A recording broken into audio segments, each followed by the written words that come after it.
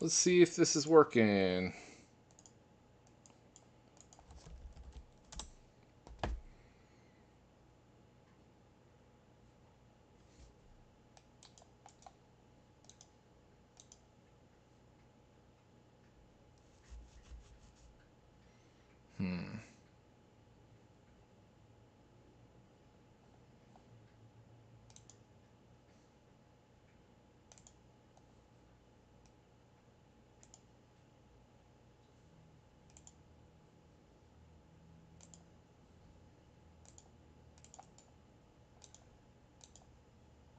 There we go.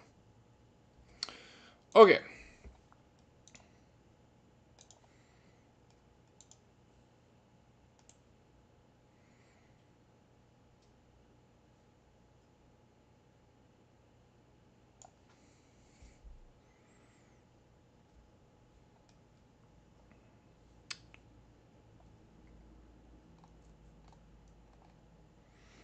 So, tonight I'm be playing Omo as one of my 3 decks. Omo is one of my subscriber requests. Actually, all 3 of the decks I'm gonna be featuring and playing tonight are all subscriber requests. So, if you got any of your own, feel free to ask, and if I have the time, I'll fit it in between sets. But my plan for next week is to play the new Bloomborough commanders that I have set up in my channel. You could actually vote on if you go to my channel and you go to my posts, you could actually take a vote. I'm doing fewer commanders than what I used to do. I started school again, so I need some time to work on my projects, and that means less content for all of you. I did do an experiment where I tested to see if I could do a video every day, which I have accomplished. I'm quite proud of myself. I don't know if I'm gonna do that again, but maybe when my schooling is done, and we'll see if I can pick up those habits again. But I wouldn't say it wasn't too terribly hard. Um, I had a blast doing it. The last video I did, which was covering the Bloomborough spoilers, was a little taxing. It was like 40 minutes long. But without ado, I'll talk about Omo. That's what I think most of you here watching are here for. Um, because my creature package is so big, let's break it up into uh, mana value. There we go. This list comes out to be $99, so it's affordable to all of you to play. I like to play budget decks online and see if I can compete with people trying to pub stomp me, and it's supposed to help you as players beat people of equal level fairly, or not generate feelings that you weren't playing fairly, and then also not get beat so badly yourselves. In our 1-drop slots, we have Magus of Candelabra. It's in here for a particular reason, and it all has to do with Omo.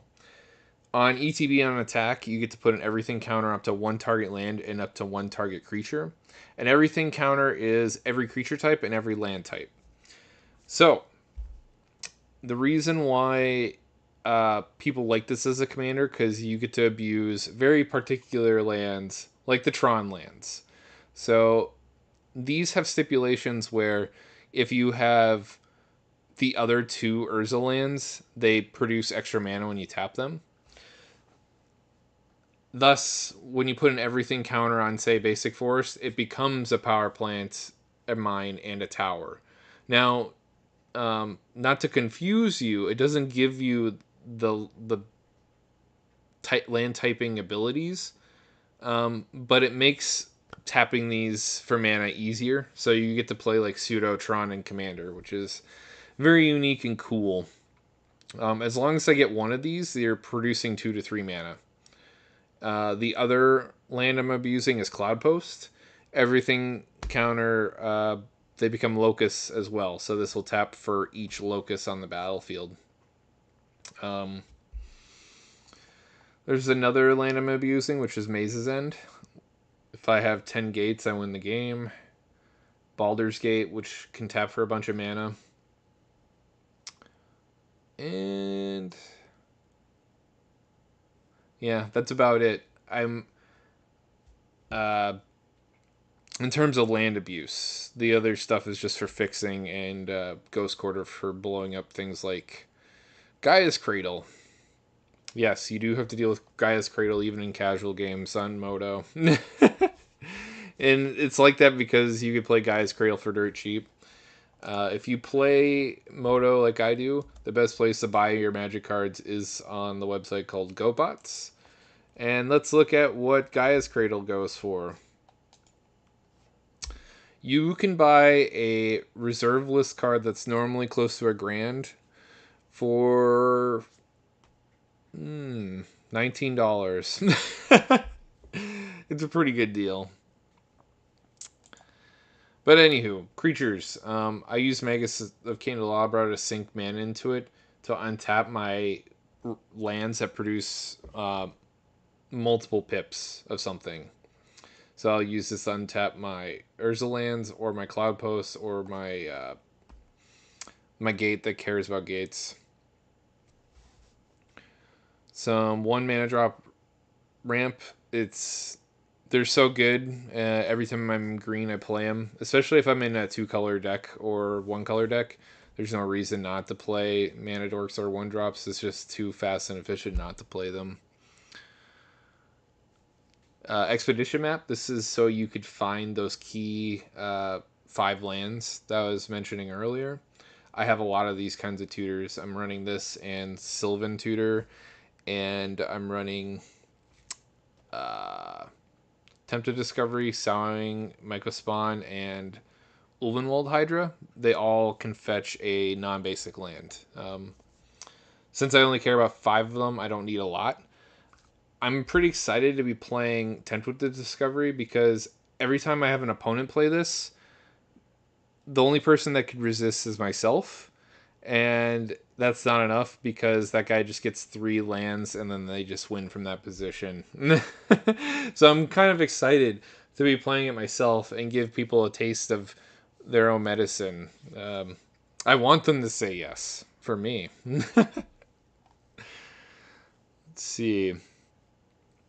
Finale Revelation, because this is a bit of a big mana deck, you should be able to sink 10 into this and double your hand size and make it so you have no max hand size for the rest of the game. You are doing Simic things, so you don't want to give up your cards so easily. Priest of Titania, this is a nice thing that kind of combos well with the everything counters. So I just put the everything counters on my non-elves, and then it adds to my elf count, so my priest produces a lot of mana. She's one of the very few things that cares about all the boards, so it is very much possible that someone else could have an elf of their own for me to take advantage of. Hydroid Crisis for a super sweet sink. I'm not going to talk about ramp and removal because you all know what those do. Same with Mana Rocks, other than what I've already said. Up the Beanstalk, I have never personally played this, but since I have a lot of stuff that costs 5 or more mana, I get to take advantage of it. And it's nice because it replaces itself with its own cantrip. There was a time when this was like a $5 uncommon, but I think it got banned in Pauper, so here we are. Let's see. Hairbaz Druid, this is another one of my abusers of the everything counters. Everything within everything counter has all creature types, so it kind of is like pseudo changeling. It looks for allies, and then I add mana based on my allies I have in play. Fierce Empath for me to tutor out my biggins. I get the tutor for a 6-drop and put it in my hand. There is a sub-theme in this list, and that it's a flicker deck. And I like to double my ETB triggers with, let's see, Panharmonicon, and I also have the 5-drop of Virtue and Knowledge.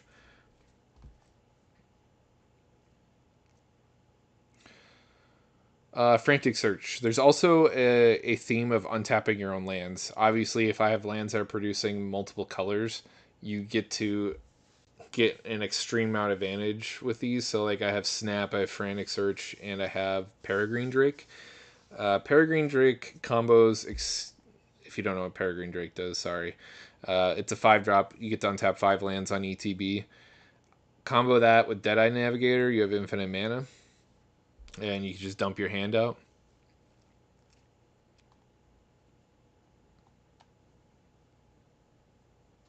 Elfshark Druid taps for a green for every elf I control. Another thing to abuse the everything counter. I kind of like Olmo is such a unique commander that I actually had a hard time building her because you kind of can build her just like Morophon, where you could take like lords from all the tribal like decks and throw them into here, and they should work with each other because of the everything counter. You turn them into changelings. It's like having a crappy Maskwood Nexus at your disposal, but the better deal is definitely the everything counters going on your lands, and I'm kind of just shoehorning the counter going on my own creatures. Imprison the Moon to neuter people's commanders. You need to run at least as many of these as you can. There's too many in Commander nowadays where you have to remove it in a way that's more permanent. Sometimes they don't care and they could cast it for as many times as they like. Like you can't effectively deal with Derevi, and you can't effectively deal with commanders that are ramping a lot. Any of the other Simic ramp decks, I'd probably throw this on their commander. Eternal Witness to get something back should it die, and I get to abuse its ETB trigger. Infant Mutineer, it's an exile removal spell that I could abuse. Soughing Mycospawn, we already talked about that. Lets me get any land I want. Acidic Slime, if I work this into the loop with my Deadeye Navigator, I could blow up everyone's lands, and then they can't play with me at all. Just a win condition for once I do achieve the infinite mana. Karuga the Microsage, you get to draw a card on ETB for an abusive trigger, and draw cards equal the number of permanents with 3 or more CMC. Pretty dope. Prime Zagana, ETB, a draw cards equal to the greatest power on board. Sorok and Goreclaw, this is to help me deal with haste. In green and blue, you don't have access to a lot. It's like I have Swiftfoot Boots and I have, Lightning Greaves. But if I could make absurd amount of mana, I could dump an absurd amount of threats. I could only give 2 things haste in that scenario. This fixes all that and gives everything haste. It also sizes them up and puts a counter on them. And it also gives them evasion with trample. And I got a lot of big boys in here. Let me show you. Bane of Balaged. The person that wanted me to build this list wanted me to build an Eldrazi list. Unfortunately, I couldn't play them all because it had been extremely out of budget. I only played the ones that are impactful and are within a budget. This is like pseudo Annihilator. They get to choose and exile 2 permanents they control instead of sacking them. Agent of Treachery, this is also something I work into my Deadeye Navigator setup. Steal everyone's permanents. Ulamog's Crusher, attacks every turn. Annihilator 2. Terracodon to blow up everyone's stuff. Breaker Creation lets you gain a bunch of life for your colorless stuff, but I don't really care about that. I care about the Annihilator. I want to somewhat honor the request of Eldrazi's I can, and this is just one of them. Vornaclex Voice of Hunger, an oldie and a goodie. It doubles your mana production, and it stifles the production of your opponents. If they tap their lands down with this in play, they have to wait 2 revolutions before their stuff untaps. Astral Dragon, I thought this was a unique pet pick. I didn't see this in the EDH rec, which I thought was a shame, because on ETB, another thing I get to abuse, I get to create 2 tokens that are copies of target non-creature permanent, except they become 3/3 dragons with flying and I'm gonna use that to copy my cloud posts, my Urza lands. So now I get Urza lands on a body. It seems fun. Artisan Kozilek, it's return a creature back from my graveyard to hand and has Annihilator 2. Apex Altasaur to clean up the board. Jin-Jitaxis to make people empty-handed and draw a ton of cards. Omniscience, it's... I always go back and forth. I've listened to the enunciation.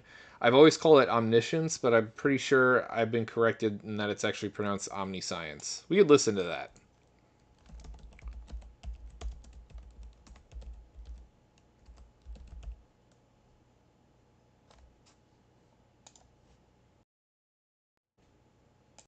Omniscience. It is omniscience. Okay. I was right originally. And Pathrazer Ulamog, which Annihilator 3 has to be blocked by 3 or more creatures. That's the max Annihilator thing that's within a budget. I wish I could play the other Ulamogs or any of the Kozileks. It's just unfortunate that I can't and keep it under $100. So you saw the list. I hope you liked it. I'm going to go in and play the game now.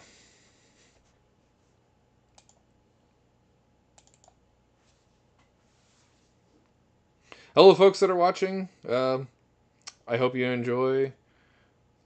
Let me know what you're here for. It's either Sorin, Omo, or... oh, geez. What was the third one I'm going to be playing? The Mycotyrant. I wish it was. It should be, right?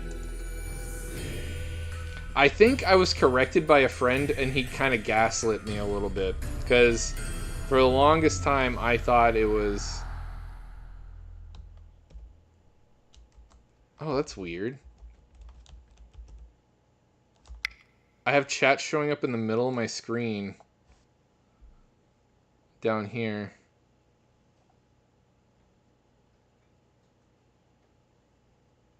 What happens when I... huh. How do I move that? It's literally smack in the middle.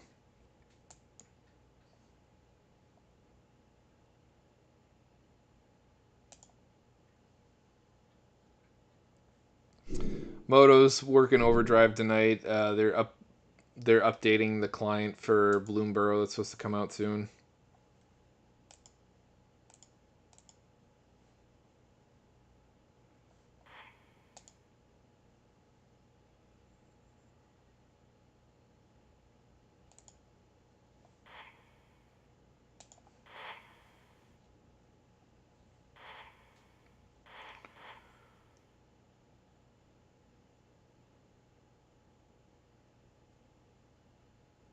Oh yeah.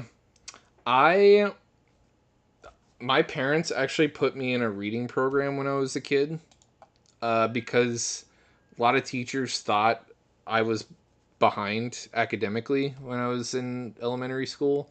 That wasn't the case. I just hated reading. I just didn't care for it.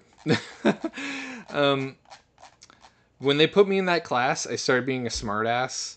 Like, this is in grade school. I had to have been like 7 or 8 years old. Instead of like being reluctant about reading, I would read it as fast as I can, and I would read it like a lawyer out loud in the classroom. Just to be a pain in the ass. Just wasting taxpayer dollars, I guess.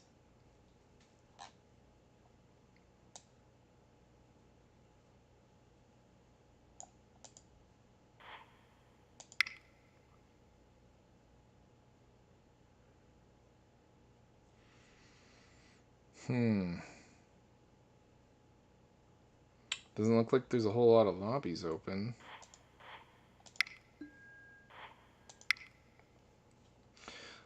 Oh, we'll change my settings here. Every time there's a big update, they reset everything. I don't know why they do that.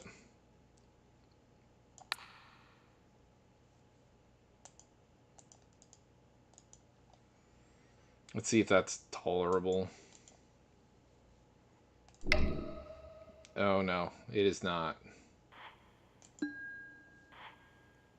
Still really loud.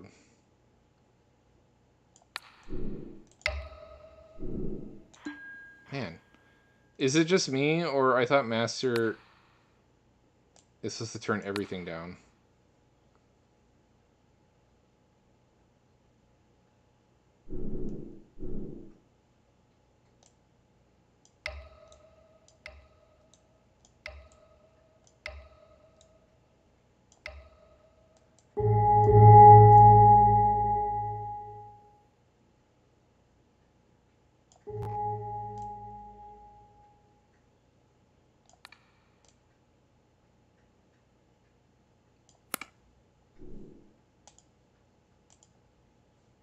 Okay.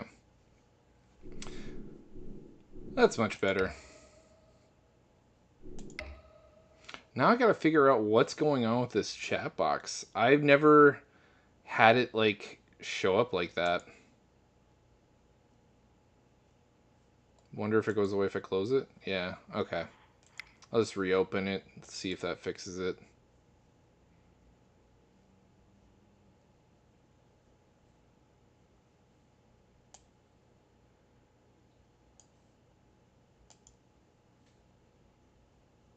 Bump it louder. You want the game volume to be louder? Sure, man. Whatever you want.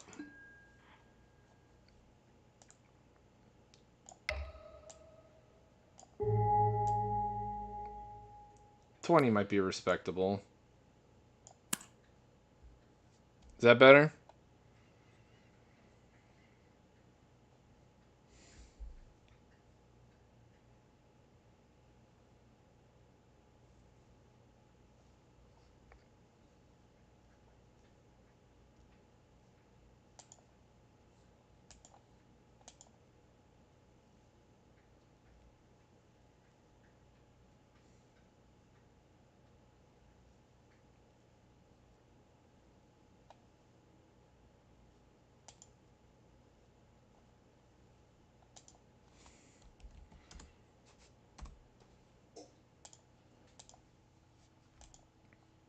I'm very close game volume to maximum. Sure. I don't know if I would do that much.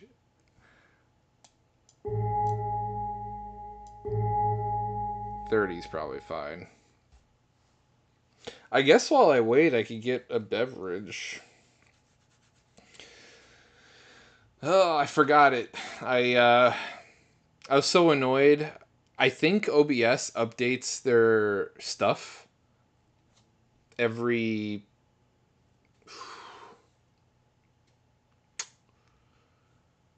Thursday because every time I've logged in for the last 2 weeks, there's been an update. So I better start getting on earlier than expected. Among other things, I just expect that I leave my studio and it's in good original condition, and then I'll come in here and it's not. So, and like when I say not, I mean I have to like move furniture, kind of not. Yeah, I'll be right back, man. Thank you for being patient. They're clearly not firing off anytime soon.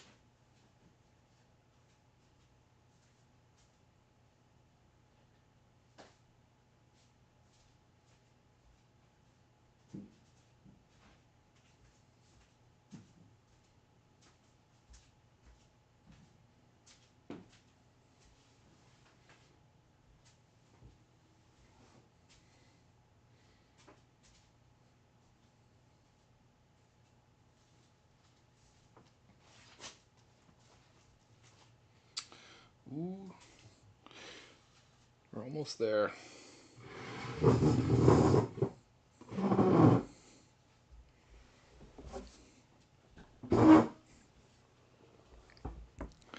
Oh, let's see if I messed up my camera angle or anything like that. I also accidentally messed with my lights. Out of habit, I like to turn them off. I had a stepdad that would give me all kinds of grief for leaving lights on, and now every time I do anything, make sure they're squared away.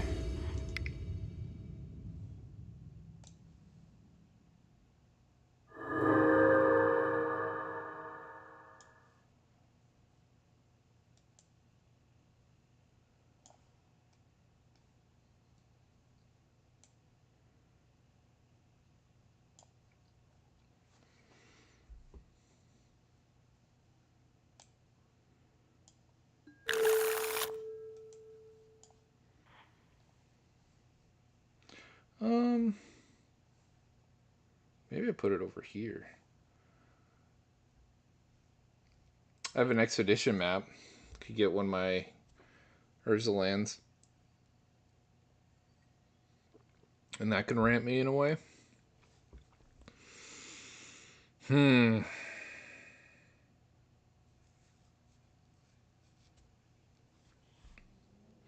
Hey, what's up, man?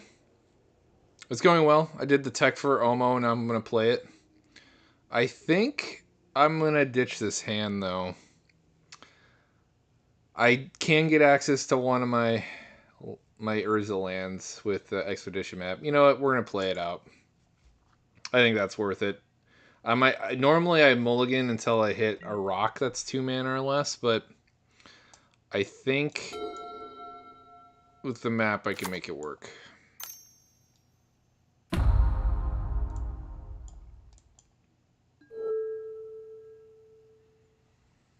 And now I'm just trying to move my box, which I made too small.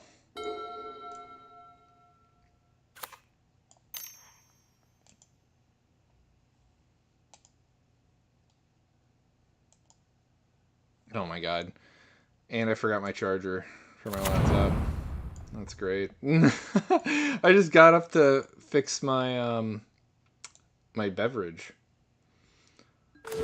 Really batting for at 100 tonight.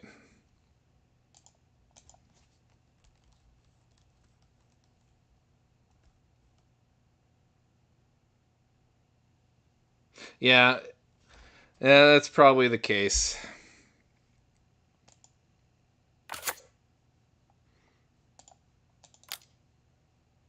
I get the thing though, like I'm paying my own electric bill, so I can be better.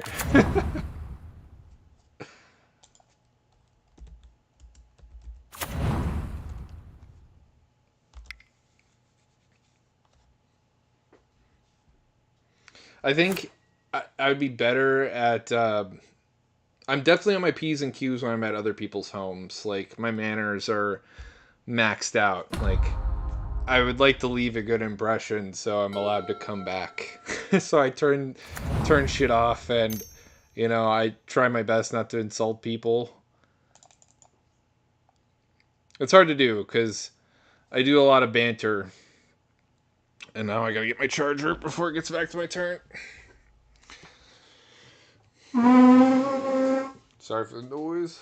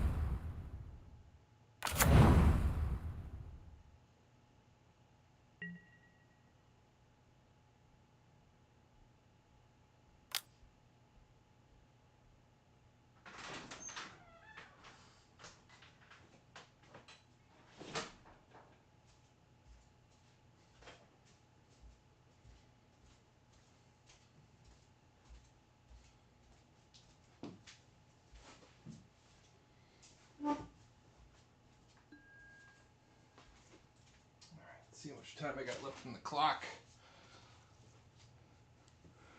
Still asking me about, oh, I'm being attacked. Like, why am I getting asked priority? I wish they didn't do that. I wish they didn't ask for priority when I'm getting attacked. Doesn't make any sense. Especially when I can't block anyways.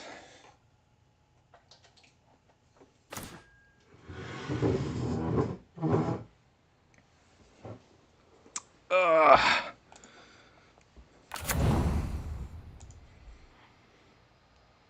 I don't have to crack this now, so I'll just wait till someone else's turn. Or should I do it now before the vampire player gets his silly notion thief? Oh man, I have 3 blue cards and no blue cards. I have 3 blue cards and no blue sources, rather. That could be a problem. I think I'll start off with Cloud Post for now. It just does its job a lot longer earlier.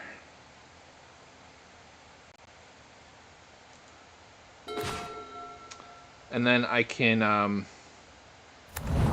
use my Fierce Empath to get my Ulvenwald Hydra. Normally I'd like to use that on something else, but I need to find more lands.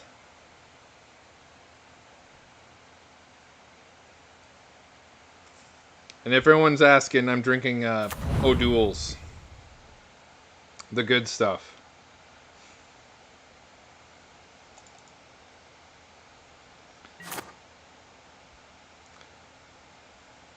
Previous to tonight, the last time I had O'Doul's, I was actually deployed to Afghanistan, and I ran a 5K with 2 of my buddies, and every kilometer you had to chug an O'Doul. That was the biggest mistake of my life. One of my biggest mistakes I've ever made.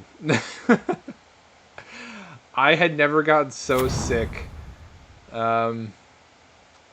Like, honestly, if it was water, I would have been fine. And to my knowledge, it was just us 3 that was doing it for, like, the spirit of things. No one else at that 5K. And there had to have been hundreds of people out in the desert running a 5K. And we were the only 3 doing it. Everyone else was drinking water. After, like, the 3rd kilometer, all 3 of us, we were puking on the side of the road. And even after those kilometers, the 2 additional, we still drank the O'Doul's. I don't know what we were thinking.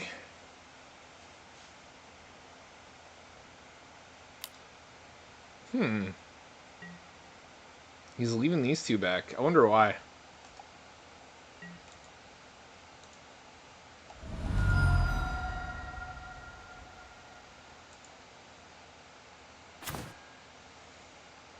We didn't even look at who we're playing against. Roshin is a big X-commander. The First Sliver. And Edgar Markov. We got our work cut out for us tonight. Wouldn't have it any other way. I drew another green source, so I'll be able to cast Ulvenwald after Omo. I really wish this Cloud Post came in untapped. I guess we're getting it out of the way. At least I can actually cast Omo, get the everything counter down, attack with Omo, and get another one down. So it's actually the same rate as if I played an untapped land. That's not too bad. The Swift 2 boots came in clutch.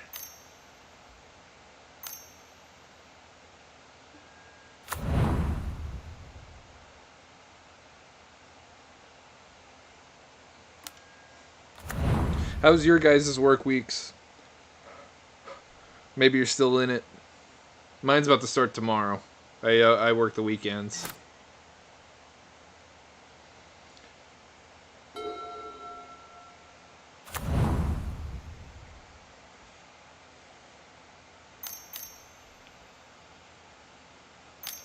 Man, I was last in this turn order, so I feel super behind.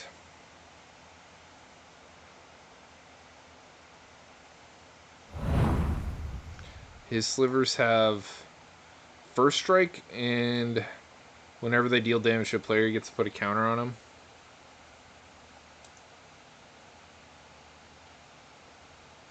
We're playing against some, like... Edgar Markov's, like, tier 1.5, and the first sliver is, like, tier 1 status. So if I pull a win off with Omo here on a budget, that'd be pretty impressive.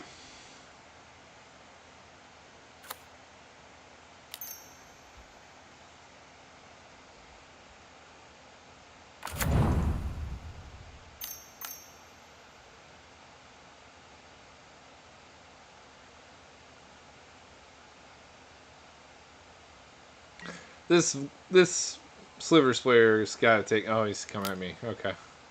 There's no way the sliver player would trade these off, though.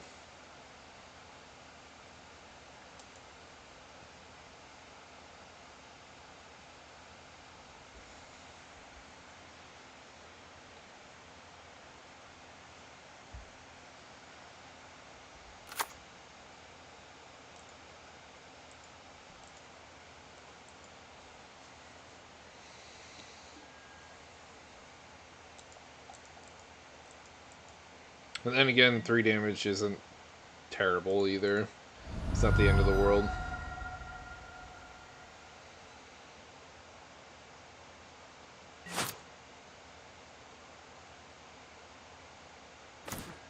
Ooh, I drew a blue source. Okay, we're in way better shape.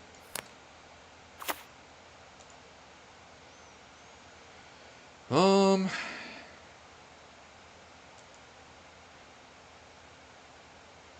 hmm.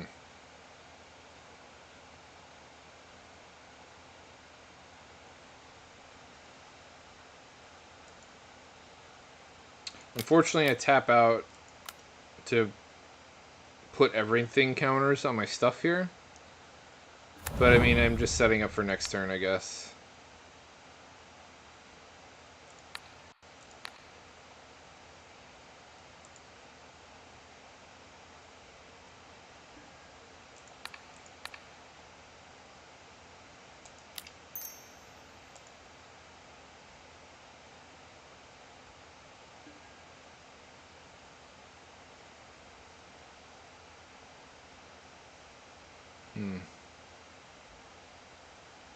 I can leave it as a blocker, but I'm feeling greedy.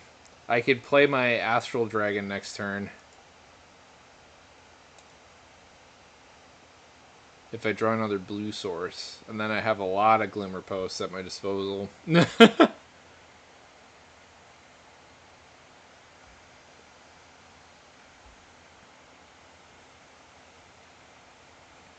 Oh, you're working on the 6 list. Right on. I think I'll just go to combat. They're allowed to do whatever they want. If they don't hit me, they can hit me.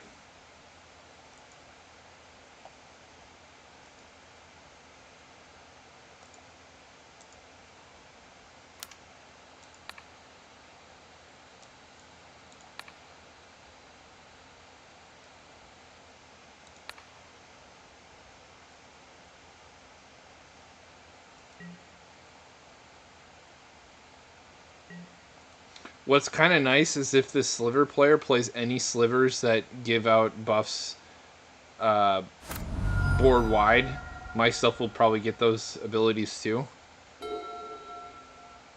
It's kind of nice.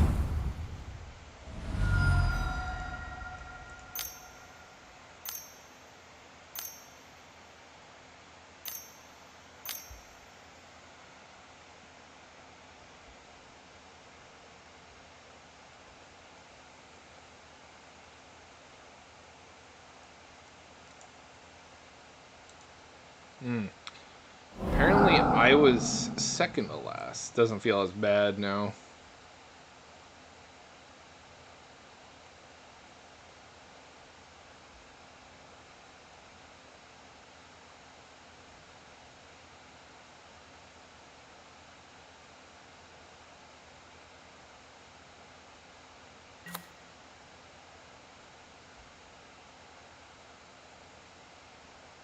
What did he cascade into? Nothing? Cyclonic Rift? Nice. Just didn't cast it. It would have been fine just to leave it in your graveyard. Play for 2. I mean, there's a significant amount of stuff worth bouncing out here. Like Roshin, just to deny 4 extra mana. This feels like a board wipe. A really big one. Like an earthquake kind of a thing.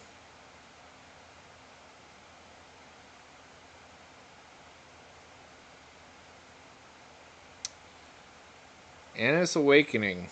X equals 9. That's a lot of ramp.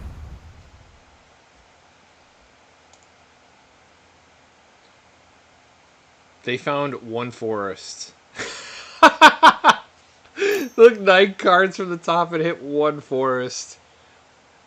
Oh, that's brutal. uh...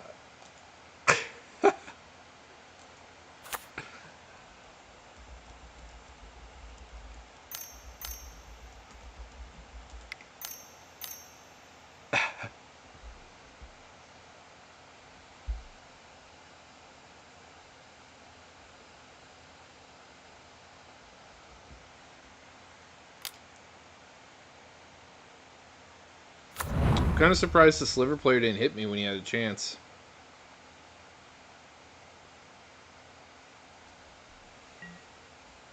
He's certainly not blocking any of this stuff. Still hitting me. That's alright. I have a lot of mana coming my way here.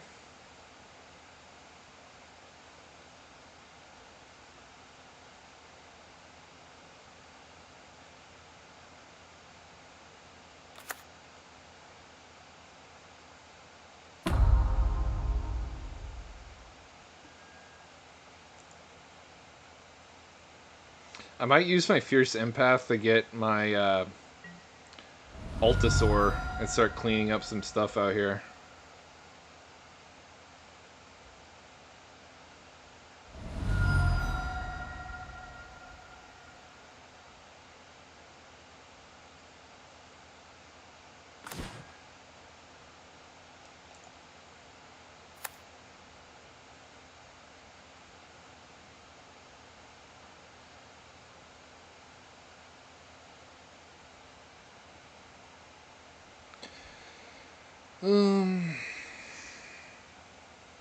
Yeah, we'll go to combat first.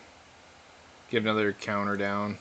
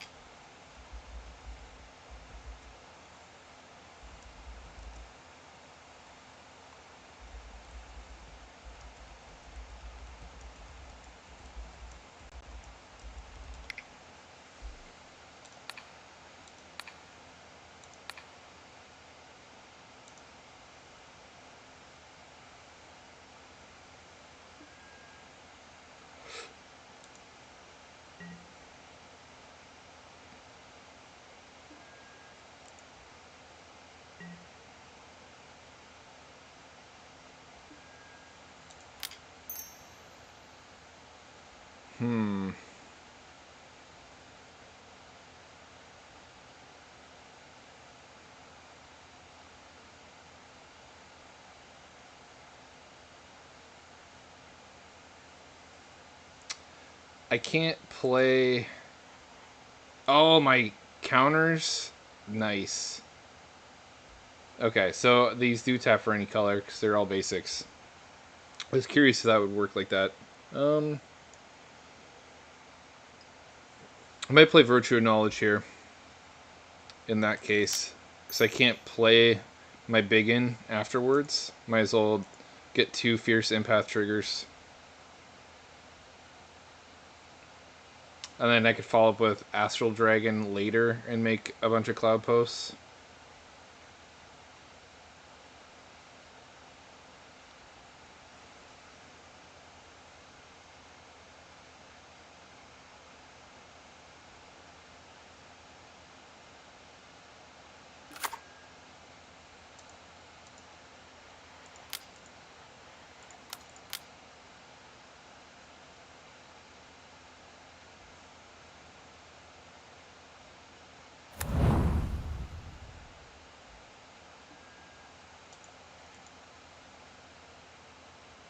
course, I'd like to use Fierce Impassibility. Agent of Treachery ain't bad either.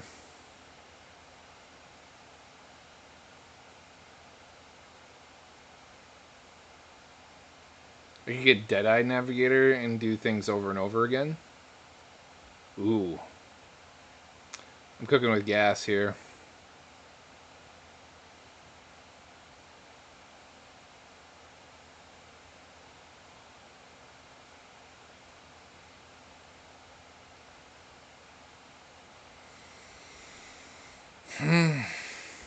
Thing is, I have to reveal it, so I'm gonna get some hate. So I gotta pick the strongest setup possible.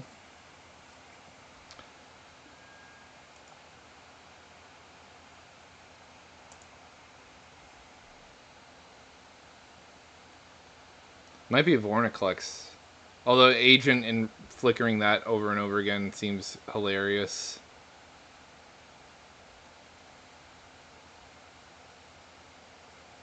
And then I can start drawing cards on end step if I have 3 or more types.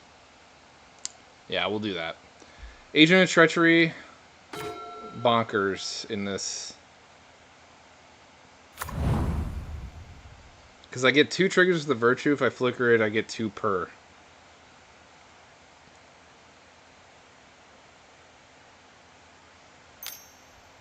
We'll see how the Sliver player and the Vampire player feel about that. They can't be kosher about it. I'll tell you one thing. I'm definitely going to be stealing the first Sliver and the Edgar Markov. Oh. Okay, I won't be stealing the Edgar Markov. Maybe I'll steal the Sliver and a land. The trick with theft spells, if you take too much from one person, they'll surrender, and all your investment goes up in smoke. So you got to take bits and pieces from everybody. Otherwise, your efforts will be a waste. And hopefully they stick around for me to, steal enough stuff to win the game.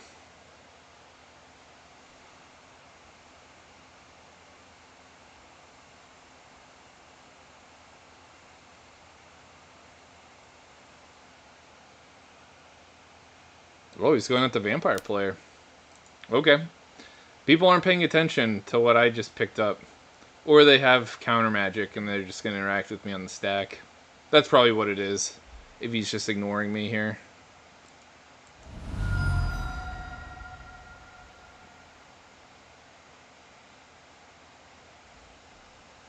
Especially if he has 4 mana. He could be out of Slivers to play.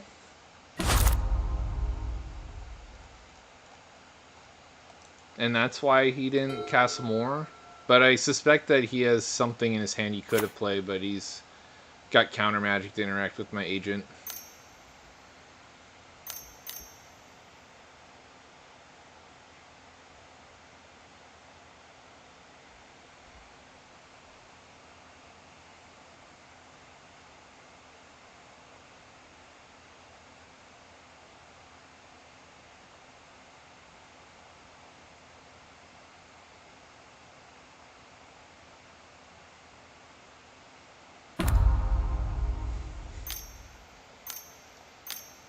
Being of their upkeep, double the counters on itself as trample as long as there's 10 or more on it.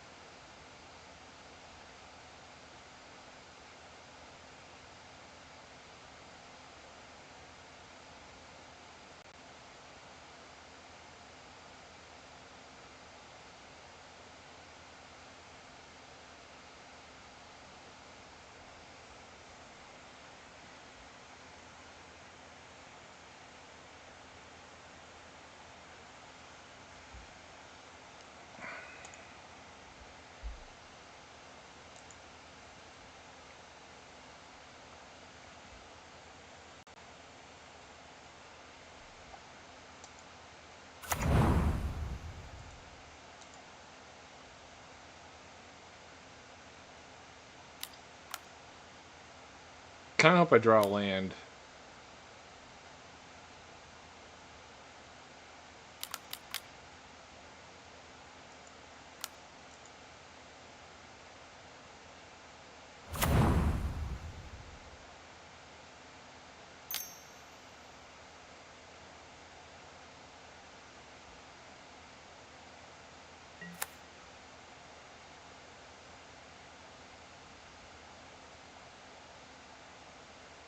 Yes, yes. Keep trading blows. The two tribal decks. Do my bidding.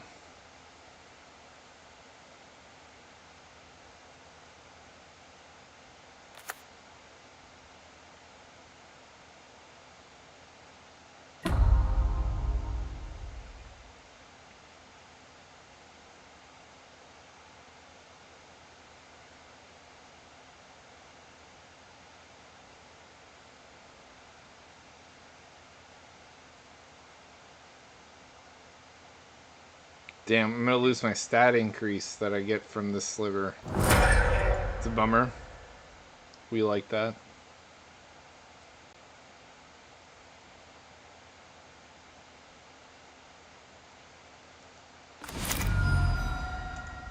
Karuga's nice.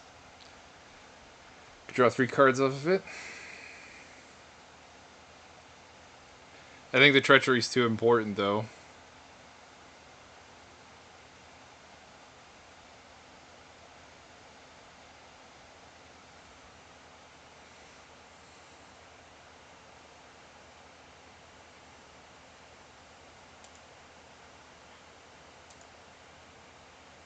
Here we go with combat. Throw a cloud post down. It's nothing personal, I just want my trigger.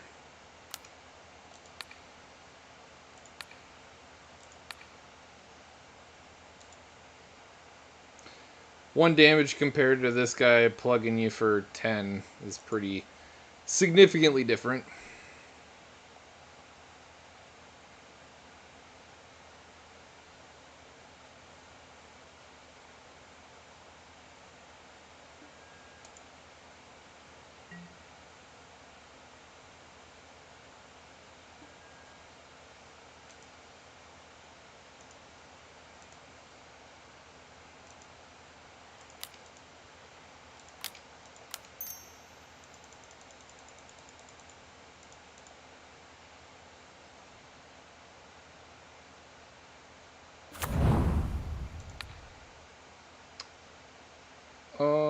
We're gonna mess with the two players with the massive leads.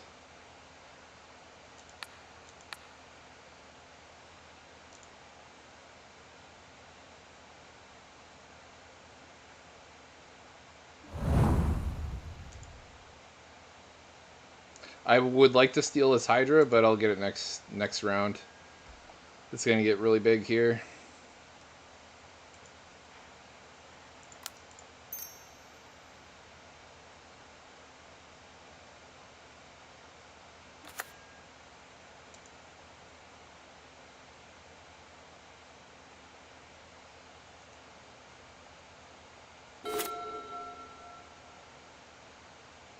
Fortunately, this Hydra won't have 10 counters on it unless he does something else over there to manipulate that. He could sink all of his mana into Wolf Run and get me that way.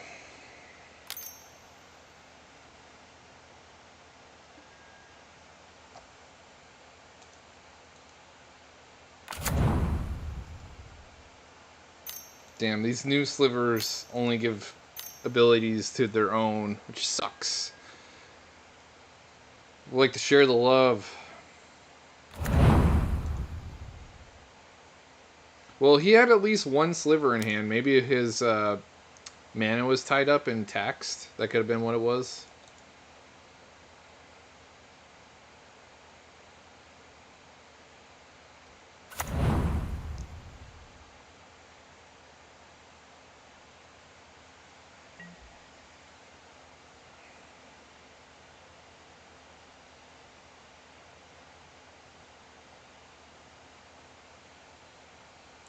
Yeah, deserve it.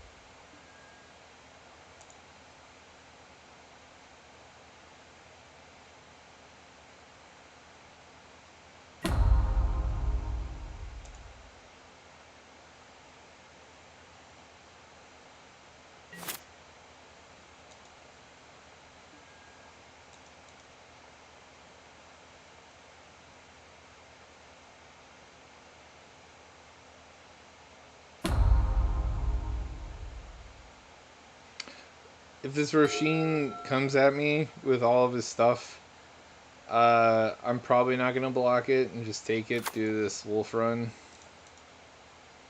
It's gonna trample over and hit me anyways. I think I'll steal this Hydra and the wolf run though on my next Agent of Treachery triggers. Just to deny the lethality of his board. I'd be okay with a board wipe, although I could build from it pretty handedly, even at this position.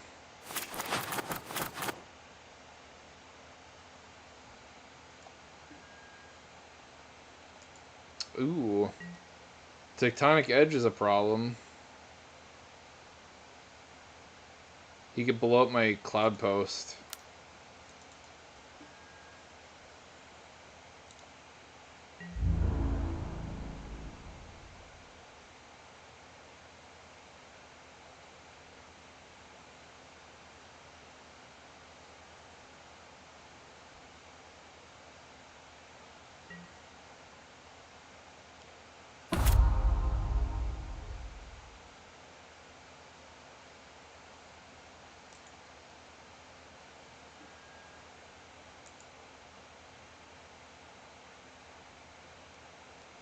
And that would hamper a good chunk of my mana production.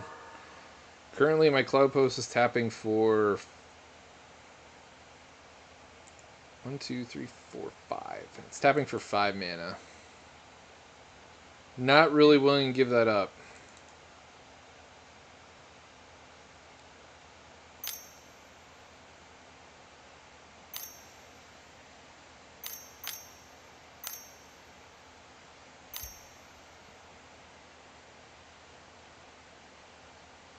Board wipe? I guess if he had a board wipe, he would have attacked with that.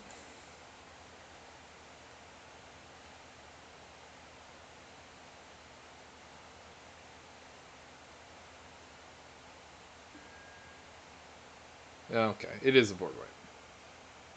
Kills everything but his Hydra there.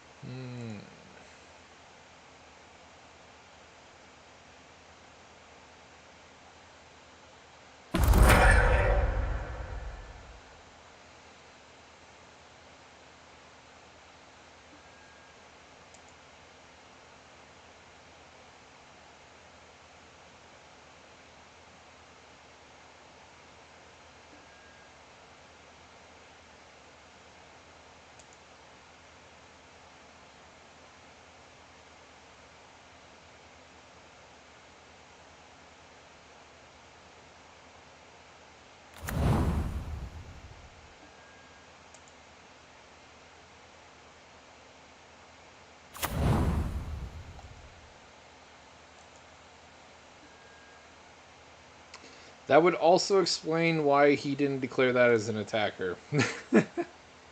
Did want his own Starstorm to blow it up.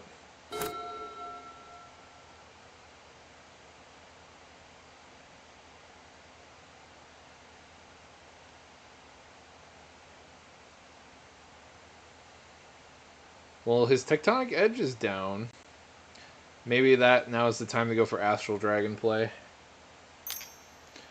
Get my copies of Cloud Post before it's too late and he blows it up with his edge.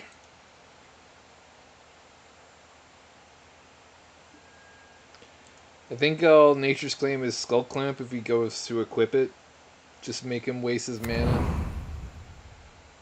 Although it's a Nombo, because this gives... It's an anthem for vampires. So maybe I won't do it.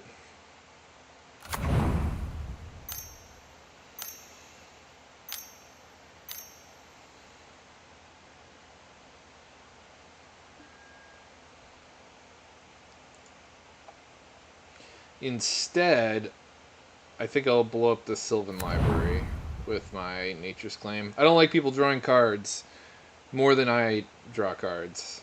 Right now, the middle player's seen the most.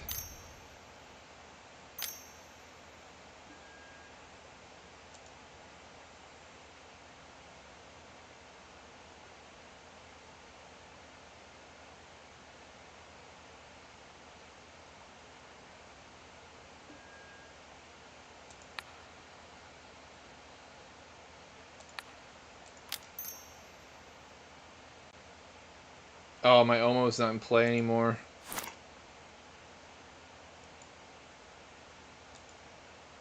That sucks. I should have done it before Omo died. I thought the counter gives the ability, but no, Omo gives the ability. So does this still tap for? No, it doesn't. It doesn't tap for anything. Damn, that sucks. I think it only taps for one.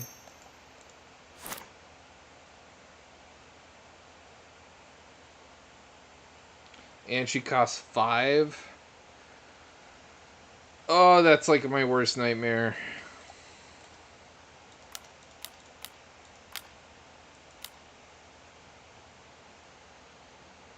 That board wipe messed me up really bad.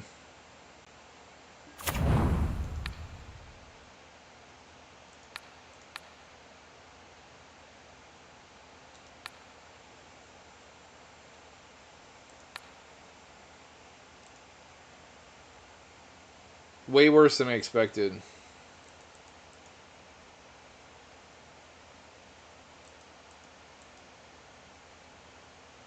Which means my opportunity to get around this tectonic edge is probably sailed. Probably gets rid of it on his next turn. Or denies me when I go for the Astral Dragon play.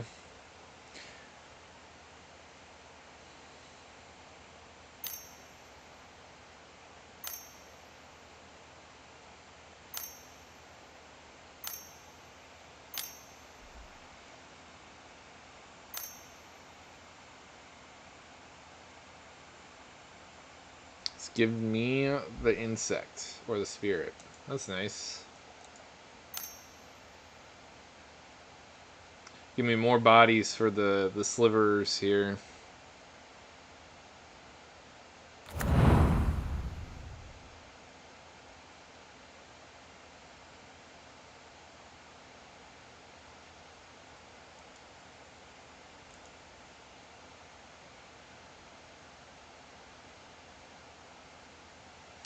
Yeah, that was a big blow. I'm not gonna lie. I thought it'd be fine. Thought the everything counter had like its own stats applied to it, but no, it's all Omo here. Oh, Profane Tutor for free. That's nice.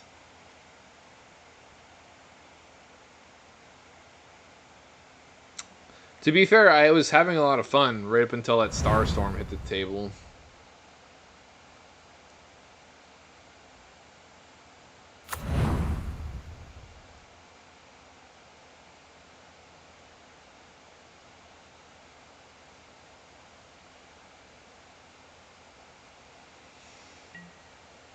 I do hope that the left and right player continued to beat on each other. I'm definitely in last place, so I think it's between these three. But I have some explosive turns in the pipeline if my board doesn't get messed with.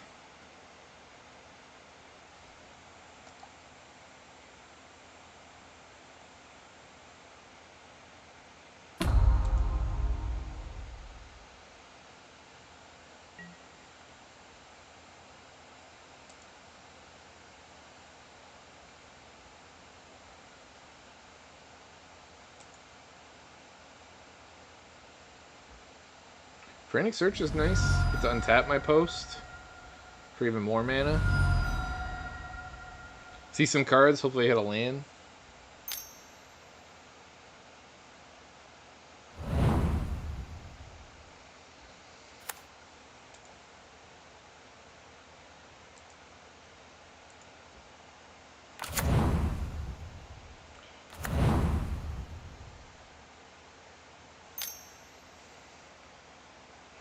Archmage, or kind of want to steal this Mana Crypt now.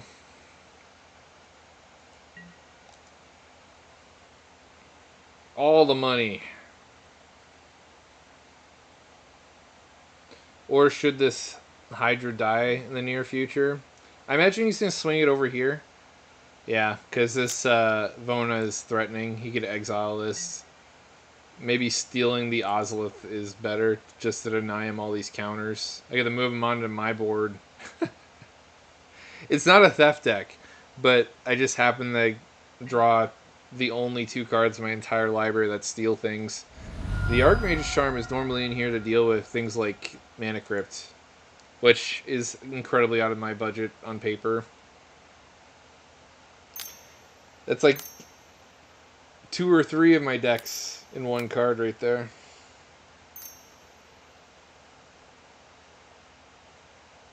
He's tapping out again. Could always rely on that in the X-Spell deck. It's just... Oh, God.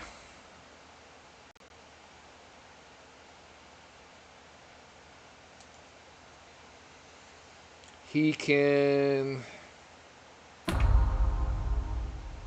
His lands don't tap for double yet, so this isn't quite online. His Magus of Candelabra.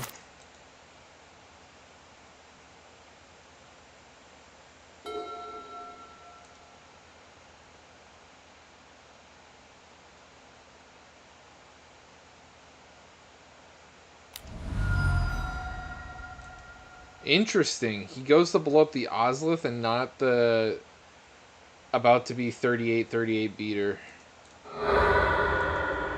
He must have something else in his hand.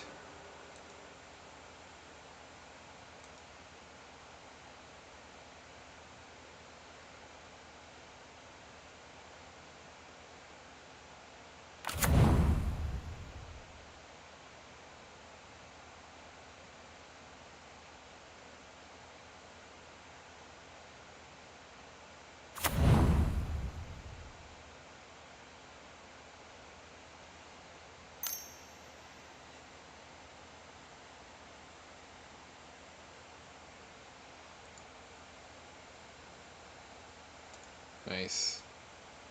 He's got 1, 2, 3, 4, 5, 6, 7. So he drains this for 7. He gets 21 back.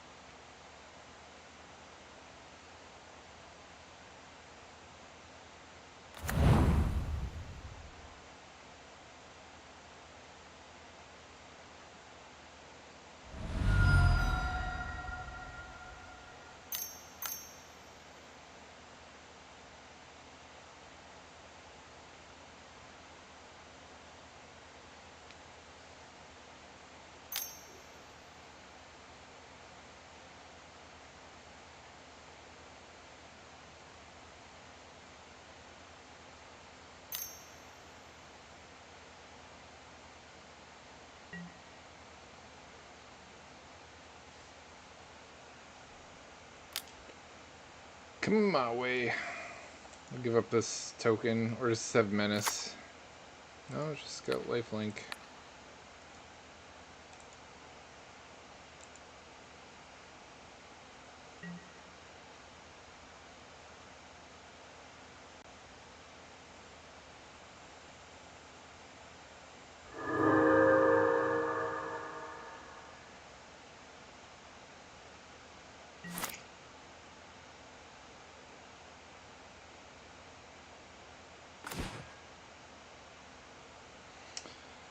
Alright. Seem to be in a drive spell of lands. I could lead off with Astral Dragon and go down the line with equipping those dragons with my Swiftfoot Boots. And then I could untap more sources with Frantic Search. I like that plan. Really roundabout, but we get there.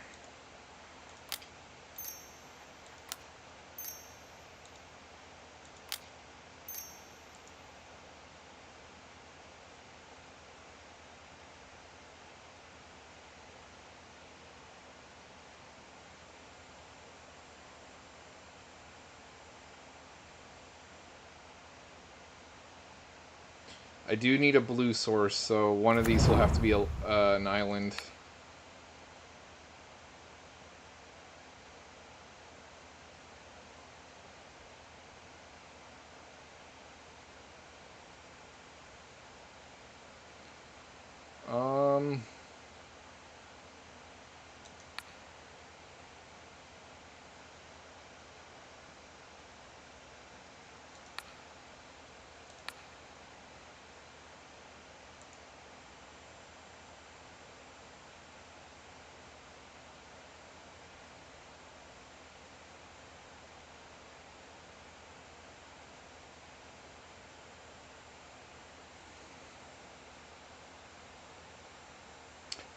I'm surprised this flew under the radar on EDH Rec. Oh, they come in tapped. Damn. Now I regret not just doing... Oh, those came... Oh, the post came untapped. Okay. Yeah, that would do that.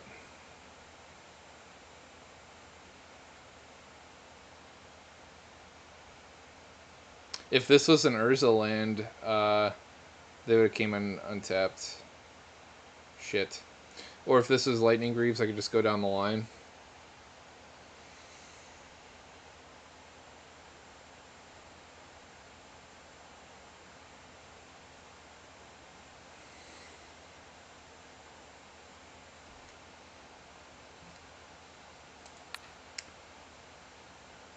Sure, we'll throw this over here. Be at the mercy of everyone. God, I'm like this close from having a massive turn.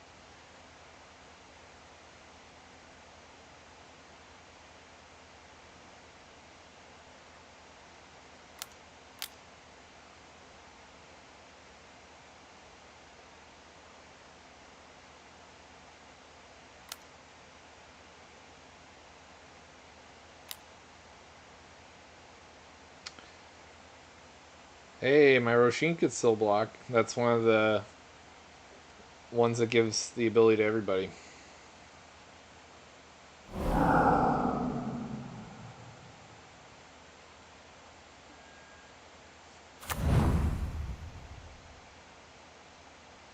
That sword's brutal. I have a full grip of cards.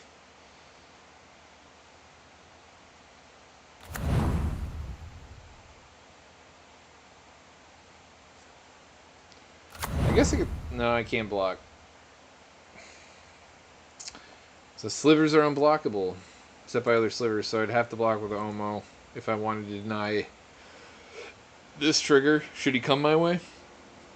I don't know if he would, because he just got drained by 7 life by the vampire player. I just want them to keep fighting amongst themselves so I could get that one big turn that gets me ahead of everybody.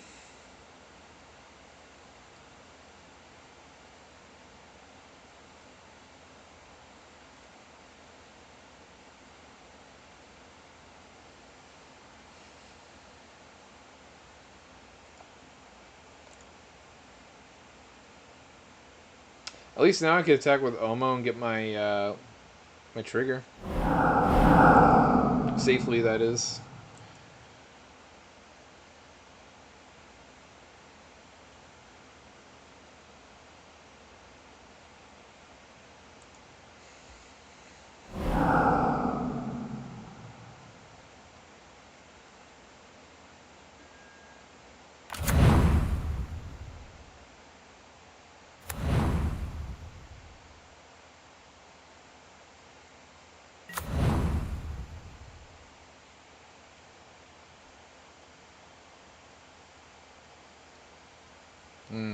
What I should have copied was maybe the Mana Crypt. I just went balls to the wall. Because that would have been an untapped source for me to go off on my last turn. And just risk drawing all the aggro. Maybe I'm playing 4D chess by accident. Because I definitely don't want what's going on out here coming my way.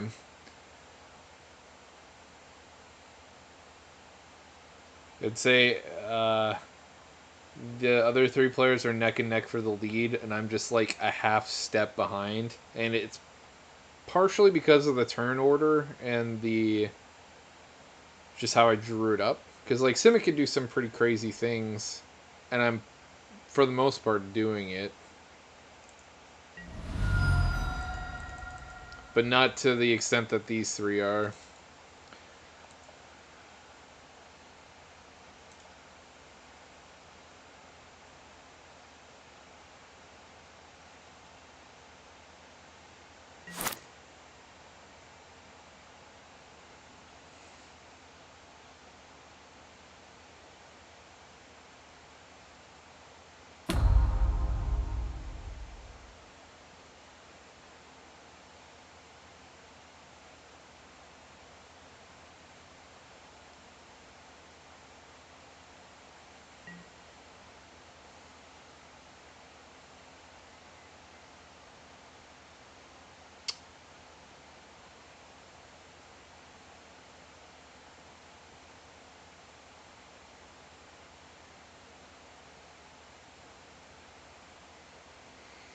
If I had Lightning Greaves, I could actually make infinite colored mana on my turn.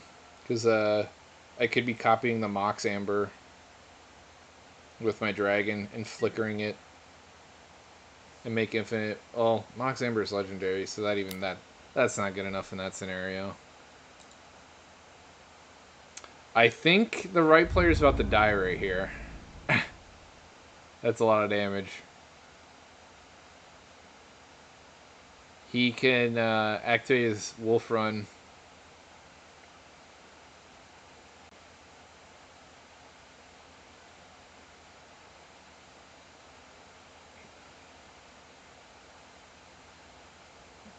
He could pump something plus 12. Yeah, he's gonna give that trample, sure.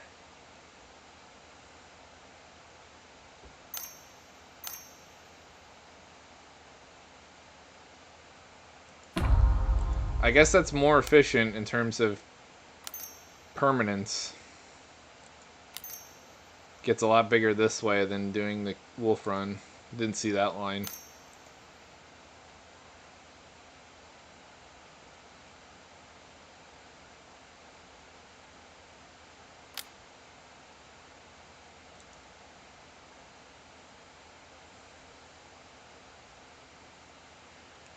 And I got a good chunk of damage here.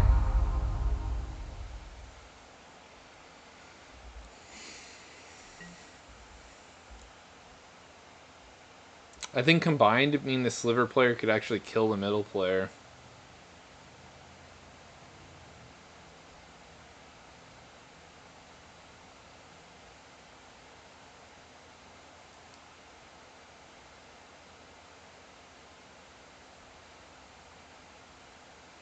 I do 3, 6, 12, 16. I do 17 damage if I send everything his way.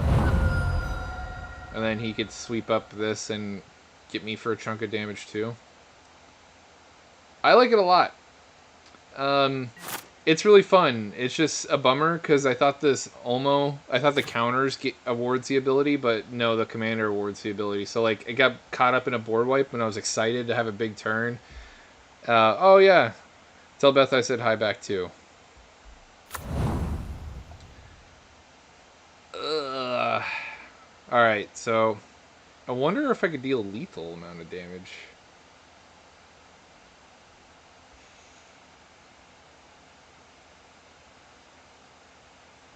I can make an insane amount of blockers. His So what's weird is his slivers have flying and they're unblockable unless they're slivers. So I have to deal with this thing so I can stuff out his board.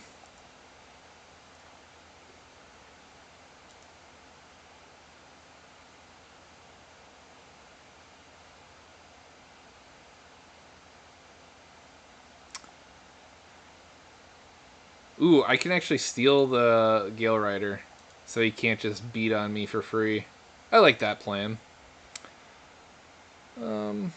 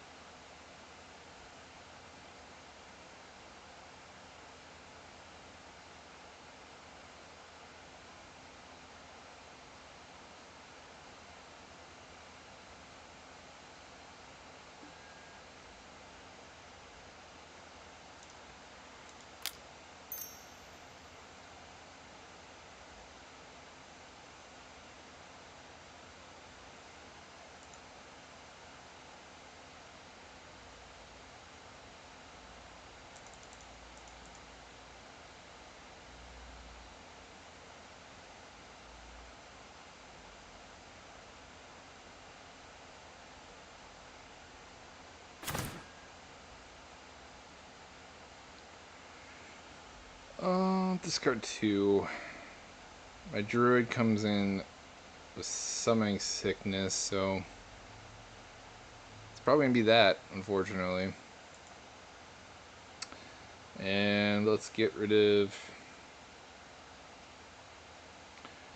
Nature's Claim. Doesn't feel very helpful here.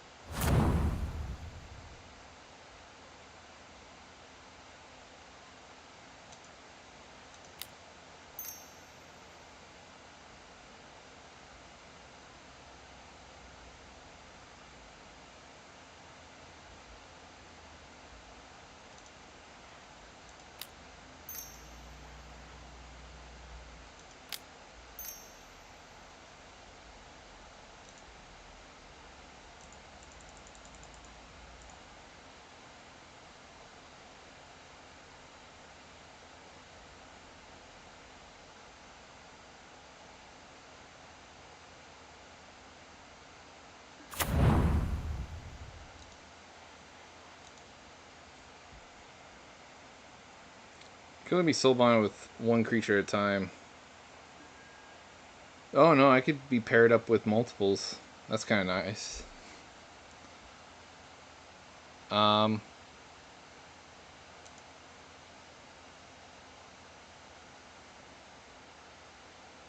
just to be safe, I don't want to like undo.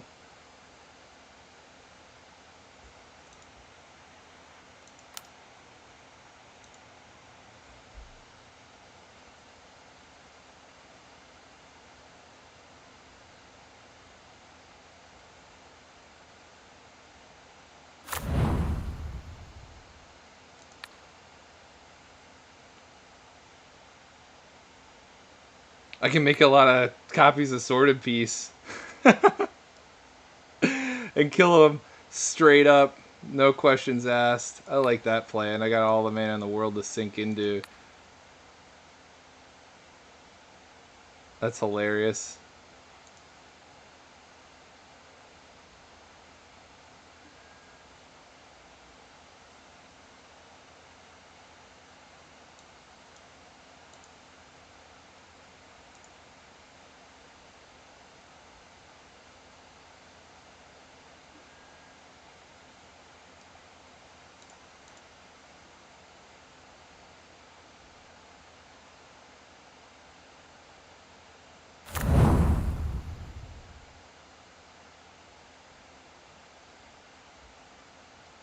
Can I just kill him straight up?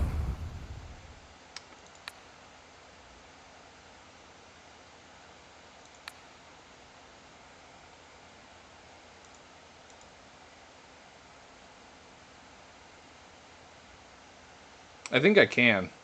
He has 3 cards in hand, so I deal at least 3 to him.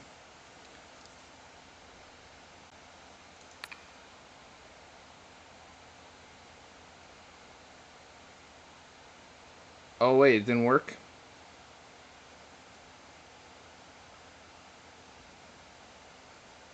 Weird. They're not equipping.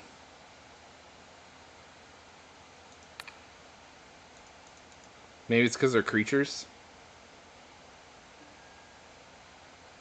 Aw, that'd have been so cool.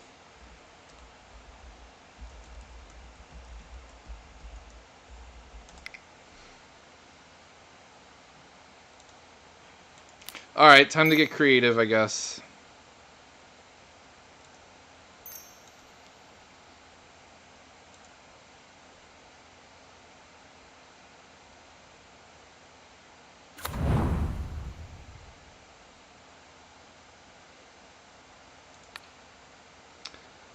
Um...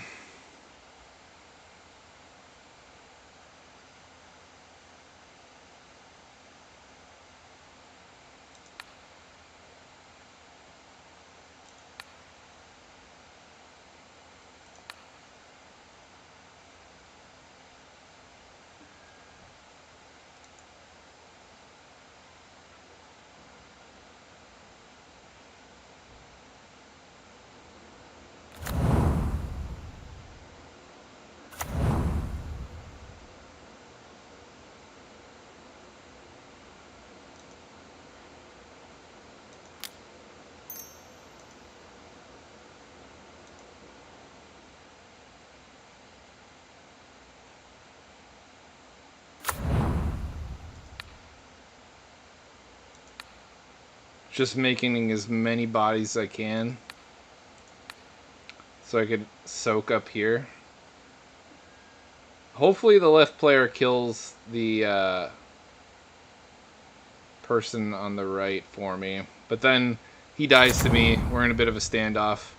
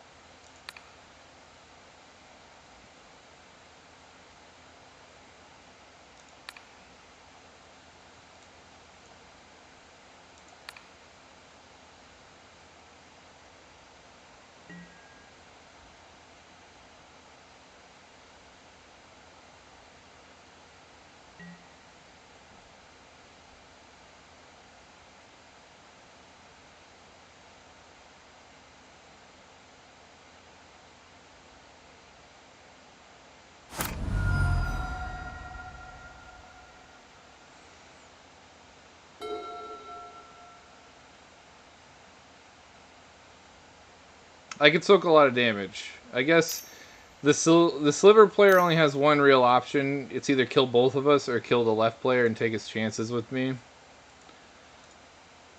Nice. Now all my things with everything counters on them get bigger too.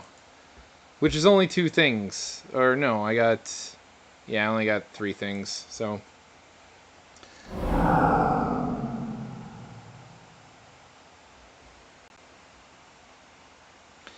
I don't even have enough to soak up a Hydra at this current stage of the game.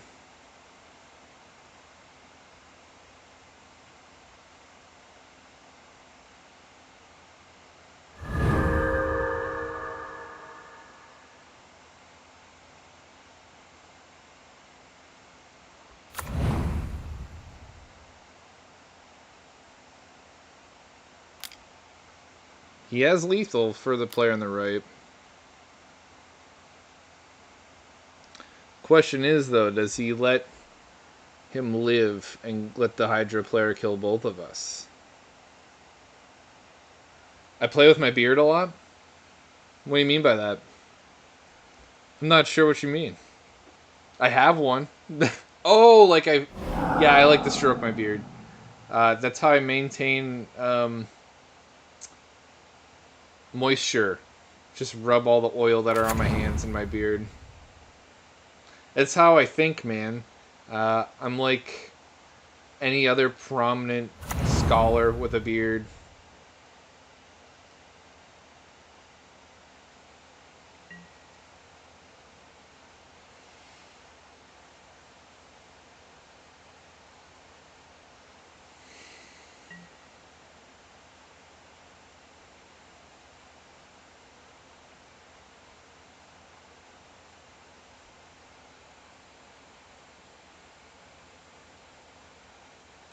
He attacks me and gives it to the Hydra player.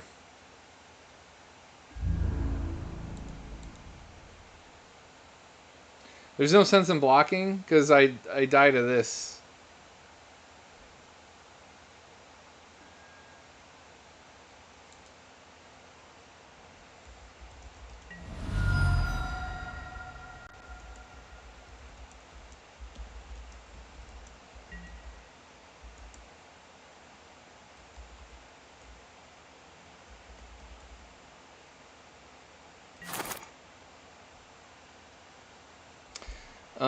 It really did. Like,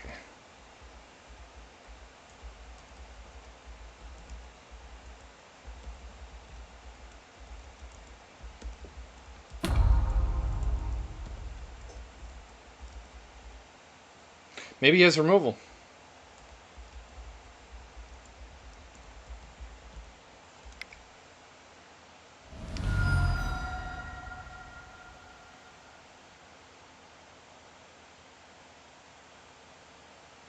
He has 6 mana. But if he had removal, oh yeah, you like my facial hair? Yeah, um I couldn't grow facial hair when I was younger and in the military. I think honestly it was from shaving every day that like just stimulated a ton of hair growth. And now I shave my neck maybe once a week and that's about it. And I'm pretty low maintenance.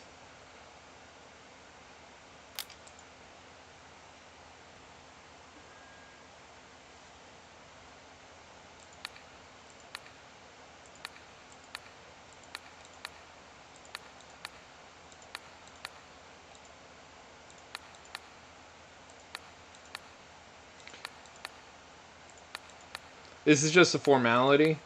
Like he could double this Hydra's power with all of his mana he has.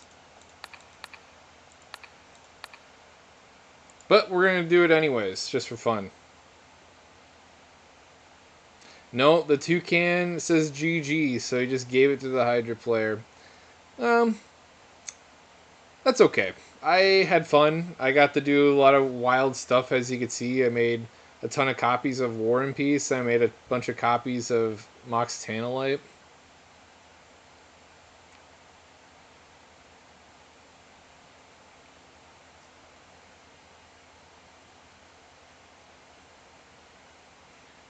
Either he handed it off to one or the other, and I just happened to be less on his desire of making a hookup with.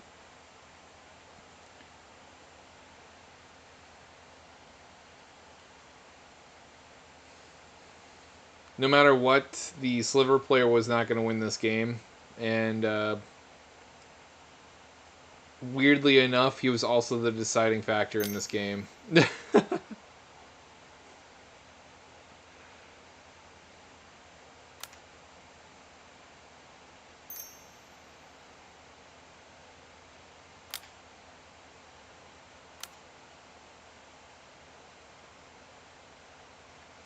Which I don't know if that feels good from a win. Like as a winning perspective. You know what I mean? Um, Winning because of someone else's decision.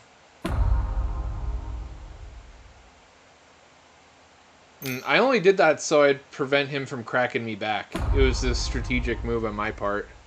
I don't think it had anything to do with anger. If he was angry, I'm pretty sure he would have let me know about it in the chat here.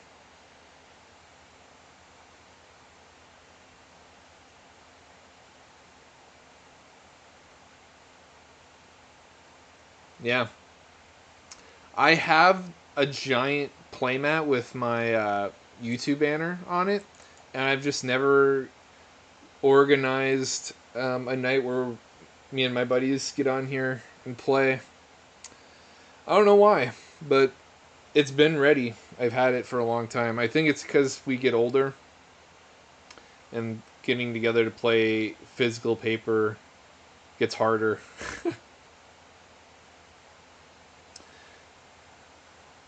I do want to invest in at least two cameras on top of the one I already have. The one I'm using right now would hang from above for like the table angle, and I would get two for player angles. I'd have one on the short edge of the table looking down one end, and then the other looking the opposite direction. And I would have it angled so uh, the camera from the other side of the table would be out of frame. And I think that'd be kind of nice. I imagine that's how most people that play paper do it.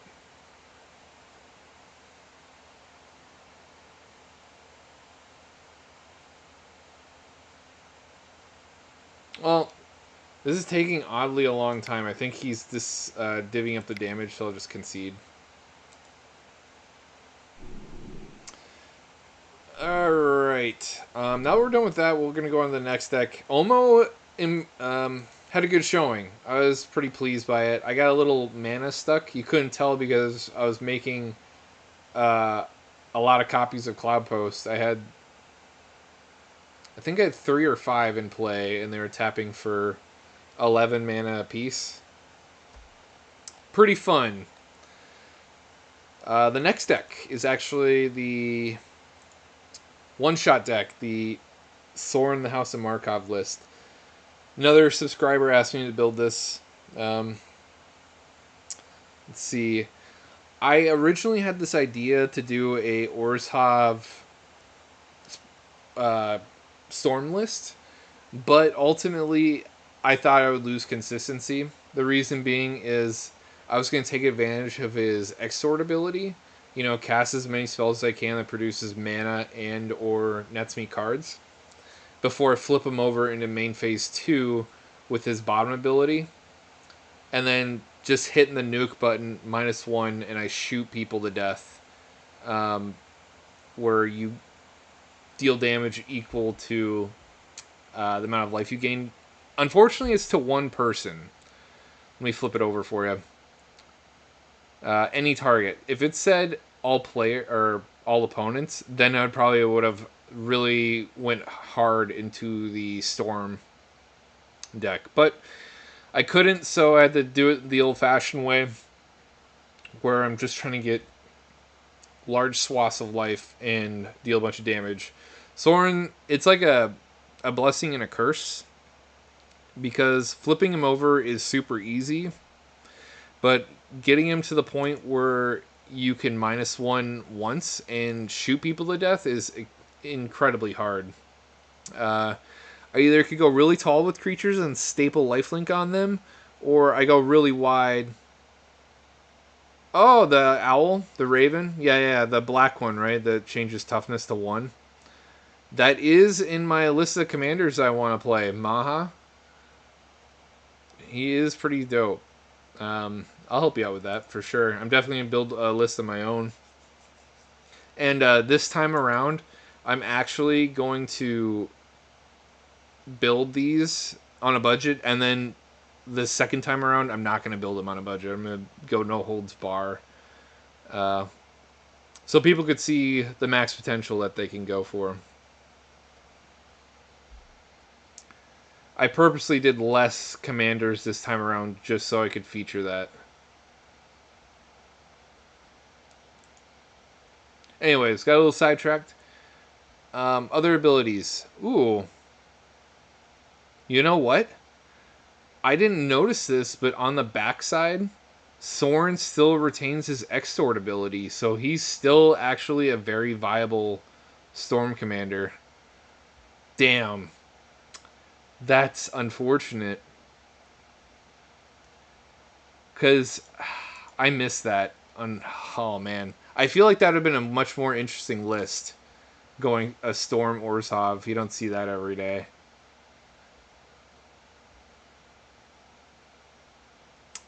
Well, as disappointing as it is to learn that, it's still cool, and I could still use his Extort ability with the cards that I have in this list, and his -1 just means it's a lot stronger. Well, we learned something new, and maybe I'll return back to this deck and rebuild him as a Storm list, and I won't have a budget for that list, and do something really cool that's in a color pairing that's very unique for not doing Storm. But I feel like there's enough efficient things out there that nets you cards and or a ton of mana.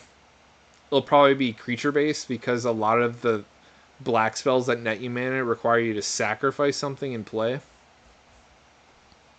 Seems ideal. But his -6 is you gain control of something, put a lifelink counter on it, and his +2 is the gain a food token. I honestly built this with only one thing in mind, and that's his -1. Clearly, I had one thing in mind if I missed that he has Extort on his backside. Oh, what a missed opportunity. I'm kind of kicking myself for that. Not that this list is uh, bad. It's still quite strong. I just feel like I missed out on an opportunity to do something really cool on a budget even. I'm definitely going to have to replay this list because of that discovery. Anywho, Sorin Vengeful Bloodlord gives all my stuff lifelink, and I ultimately decided to go wide because there are a lot of things in white that trigger and give you a token on every end step should you gain life. I'm just going to use my food tokens to do that. Yeah. I think he's for how efficiently costed, he's only 2 mana. So he's just like, he's actually quite perfect for the mana efficiency for Storm. A Johnny, this gains you a ton of life with his +1, makes his Sorin's -1 hit people like a truck. Just a big efficient body with lifelink. Real Bloodlord. He may be an uncommon and be only 14 cents, but he triggers on every end step, which is all I care about. It makes me go wide, get that lifelink going. Guahir, this is the Eagle from Lord of the Rings commander deck.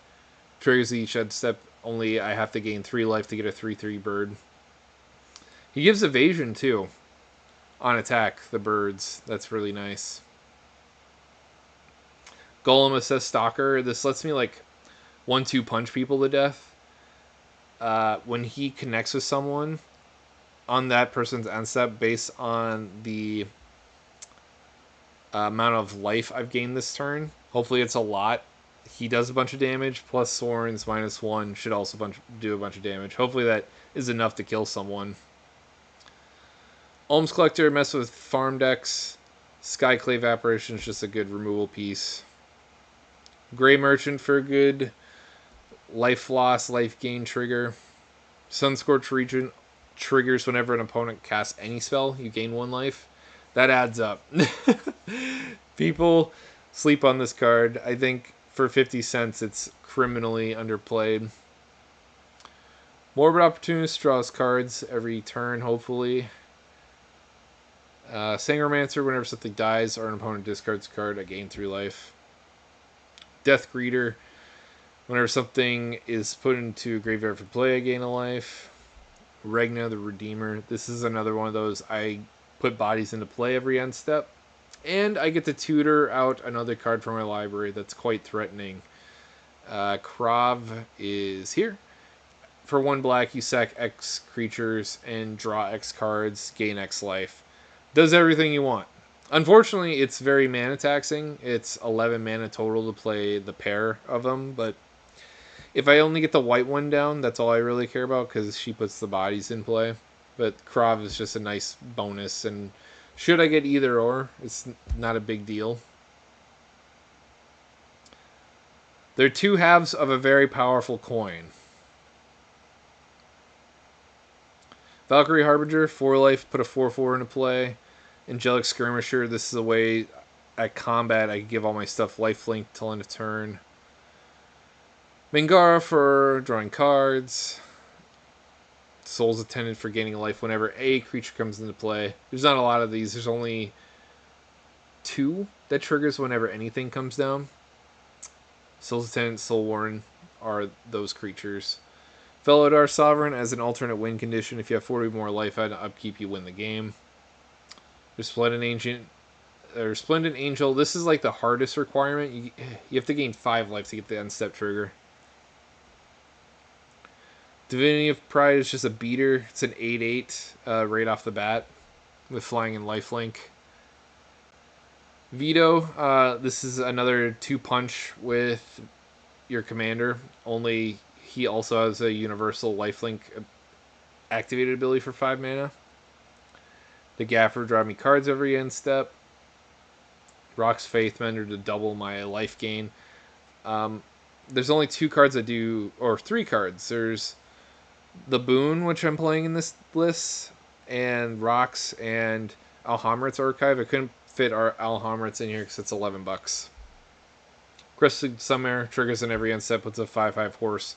And oddly enough, the easiest trigger, because I only need to gain 1 life for it to happen, but I get the biggest reward of a 5/5 with indestructibility. Kind of weird how that works out, right?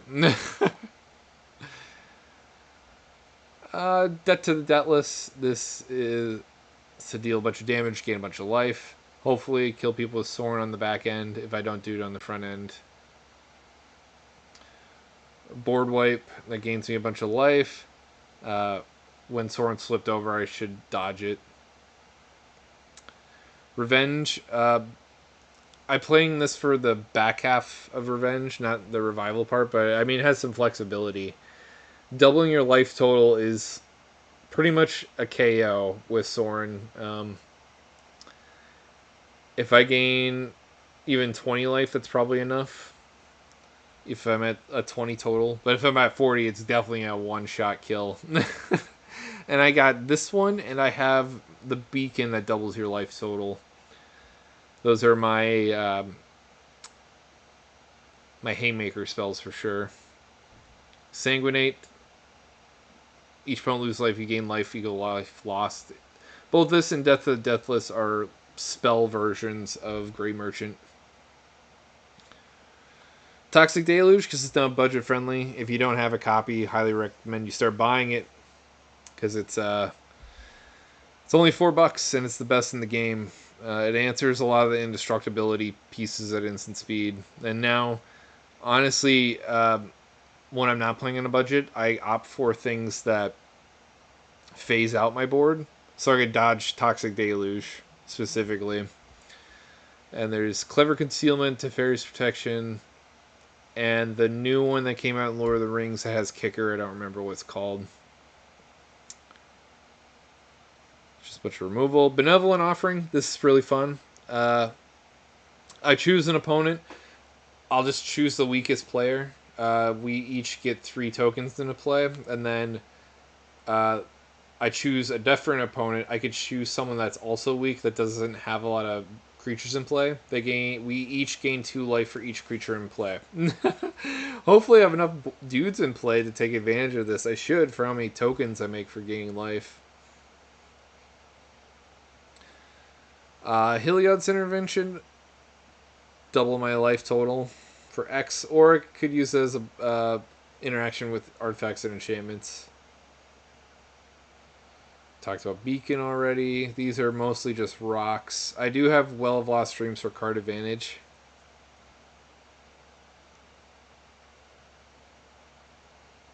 I don't really need Champion's Helm.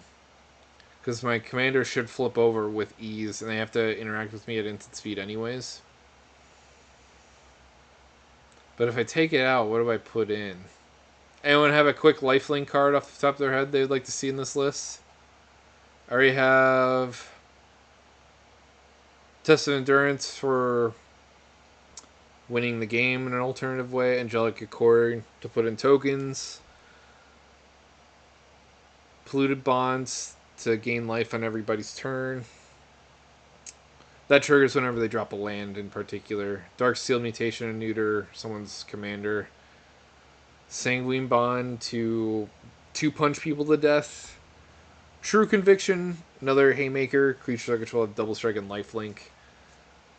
And Boon Reflection. And I did throw in Vault of the Archangel. I have another way of giving all my stuff lifelink. But since I don't really need this Champion's Helm, I'm going to look up some lifelink cards real quick before we go into the game. Maybe EDH Rex is better, because I just want a simple thing to throw in here.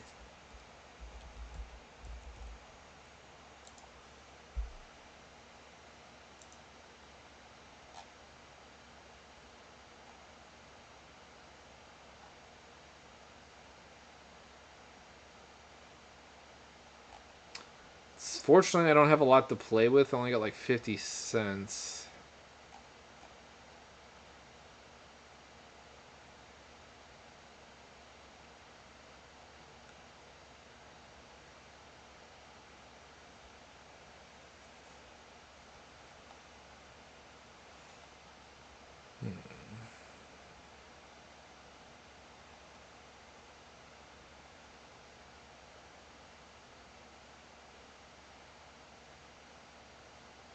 Oh, yeah.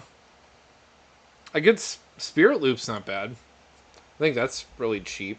And it's recurable.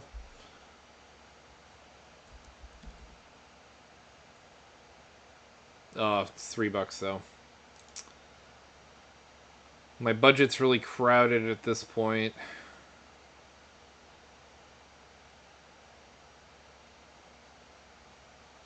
Maybe the Card Kingdom search engine's better because I could search by price.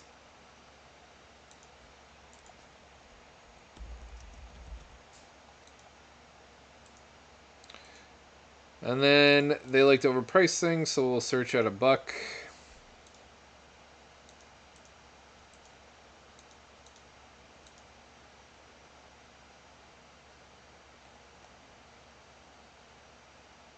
Trespasser's Curse could be interesting because in casual lobbies, people play a bunch of creature heavy decks, and this might do a lot of work for me.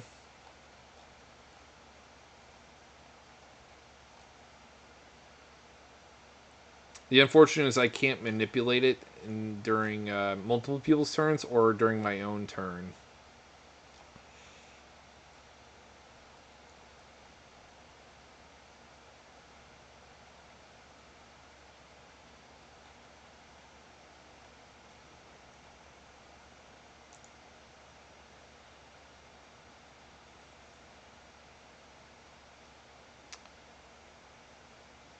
Nykthos Paragon's pretty dope. Yeah, let's throw that in here. That's actually pretty scary, too. Put counters on my whole board. Equal to the life I gain. That's much better.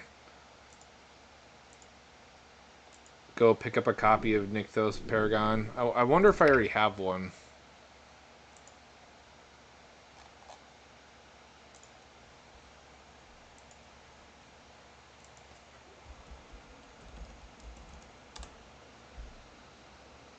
I don't, but it's probably dirt cheap on here.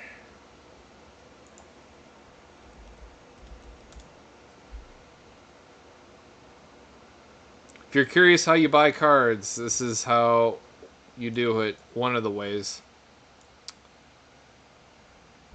These are just bots in here, and everything has a set price, and it's programmed.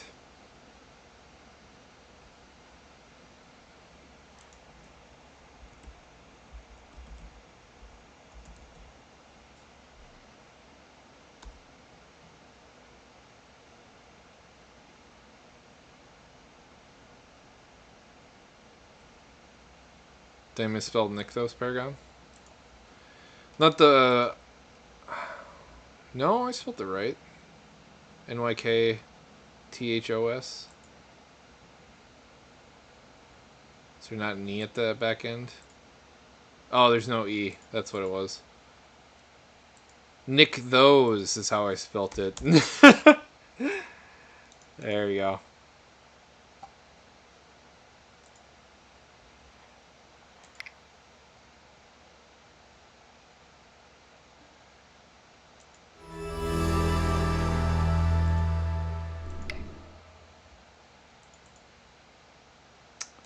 Alright. Let's play the game.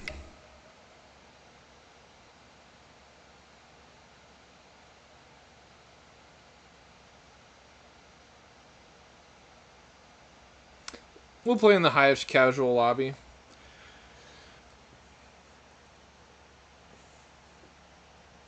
I like to see how this holds up in there.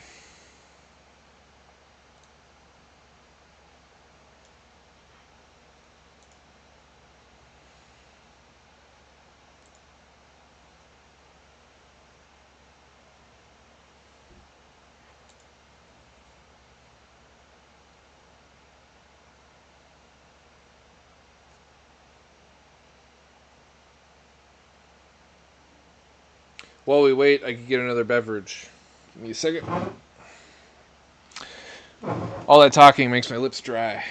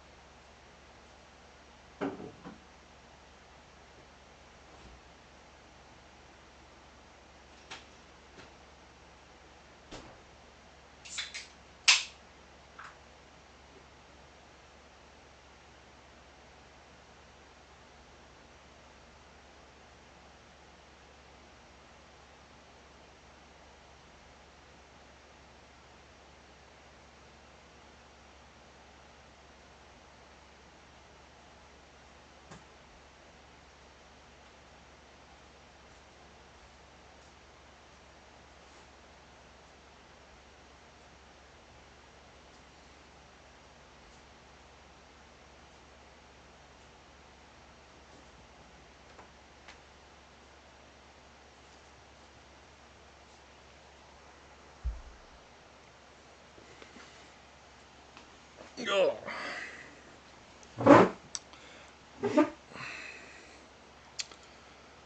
Oh, while we wait, I know it's not Magic related, but it's entertaining at least. I could play the League of Legends Hell Shooter that I've been really liking lately, just to pass the time.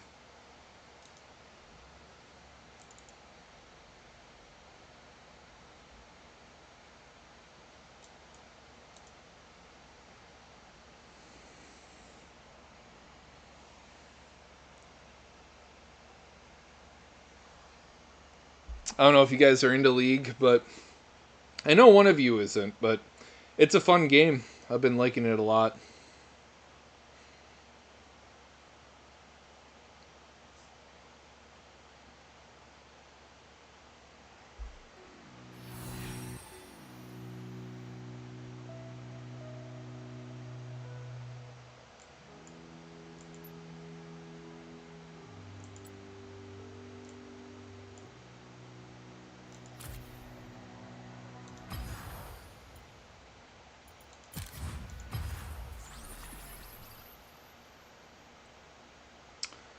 Oh, let's see what objectives I got left.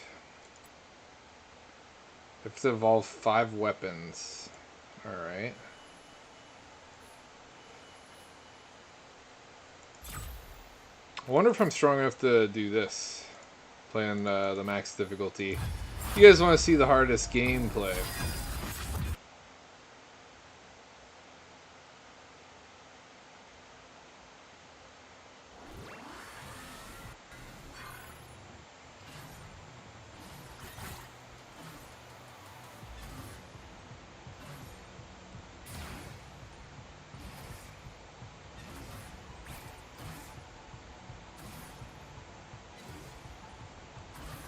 Ooh, gotta get the chat up here.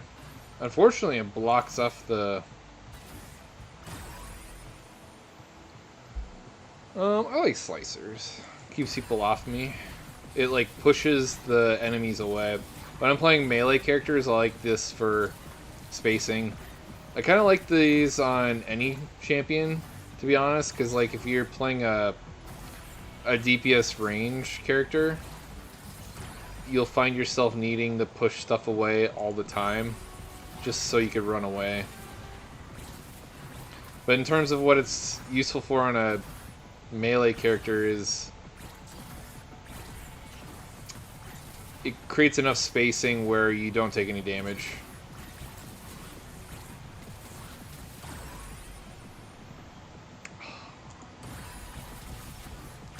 This like little orange circle around me is a little AoE damage thing that passively hurts people.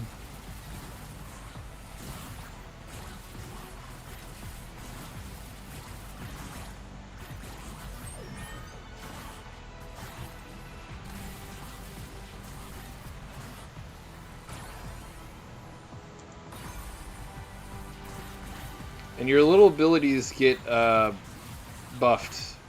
Like, you get experience for collecting these little blue orbs, and you get gold for collecting the yellow ones. And each character has their own little special abilities.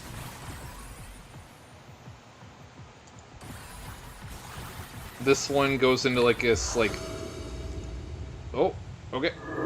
Game's going up. I'm just playing by myself, so there's no reason to stick around. I just don't want you folks bored. Oh, yeah, no problem, man. I'm glad you like them. I was just playing this to pass the time while we get this game fired off.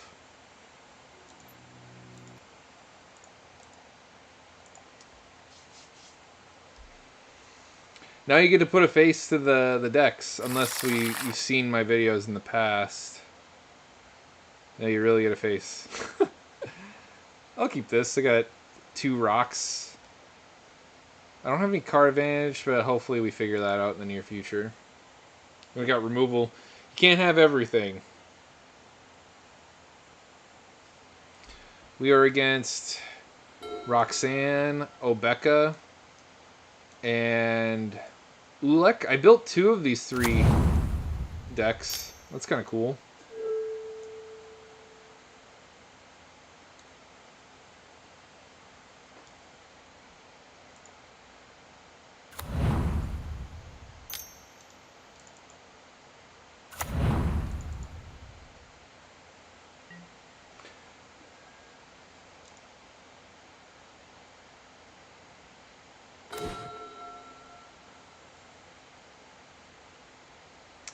Fortunately, no one's playing white, so my exotic orchard will not be helpful unless someone plays a command tower. We're still going to lead off of a plains just in case I draw another one for my knight of the white orchid. And I can play things on curve.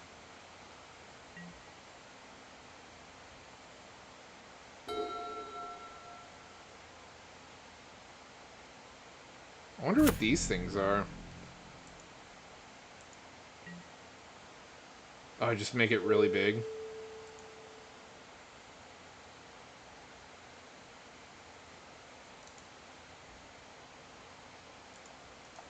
Forgot to put my yields on, so I'm not wasting up anybody's time.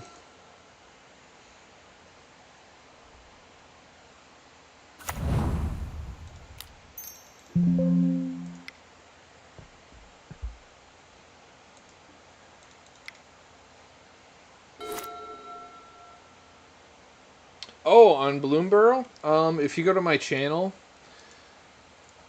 these are the, if you go to my post section, these are the 6 I'm going to build. I decided to bring down the volume and build fewer decks, because I've been getting a lot of people asking me to build non-budget versions of my decks, and I just haven't had the time, so I'm going to be playing with less but doing more with them. You could actually take a vote on what you want me to play, and whatever gets the most votes, I'll play it first. Right now, I'm interested in Zinnia, the one that gives kicker to all your creatures, so you can make copies of them. Glarb, which is the Force DMC tribal list, and you play stuff off the top of your deck like, hey, ask and you shall receive. Fortunately, no one has more lands than me. I'll have to wait till next turn to drop the knight.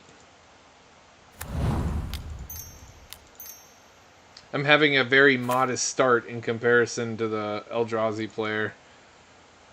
3 rocks, a big coupon, and a small coupon. Back to what I was saying over here. I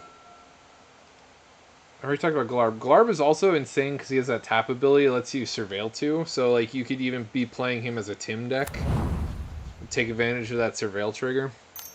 Maha is the mono black owl that turns toughness into 1. So I want to play some shenanigans with messing with people's boards that way. There's like 2 that gives -1/-1.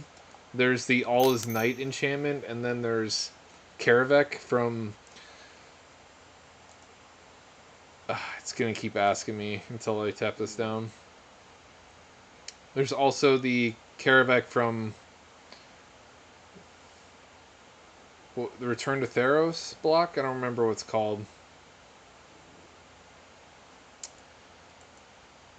And Balin, which is like the Naya token strategy. She's crazy in that you can do multiple things with her. You get mana from her by tapping down 2, and you get card draw if you tap down 3 tokens. And if you tap down, I don't know what the other amount is, you put 3 counters on her and give her trample.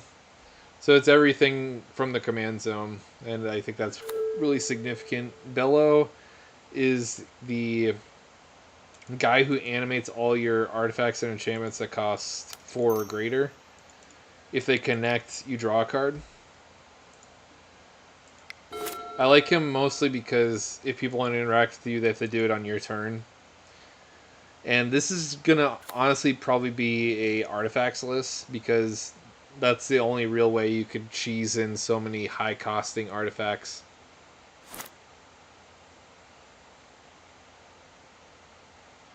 Yeah, by a pretty good margin. Glarb is like the only competition really.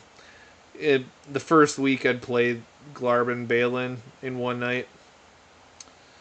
And Mr. Foxlove is the unique commander where if you hit someone with more cards than you, you draw up to the difference. And then if you have more cards than them, you get to cheat something into play. And you could manipulate that by the person you attack, which I like a lot. And I like the movie Fantastic Mr. Fox. In terms of personality, Wes Anderson and I, he's the director of Fantastic Mr. Fox and a couple of other classics like Royal Tenenbaums and a lot of people don't know Bottle Rocket, but I love it. Highly recommend those movies. But he's really known for his wide-angle deadpans that make people feel uncomfortable. And I personally like that about his work.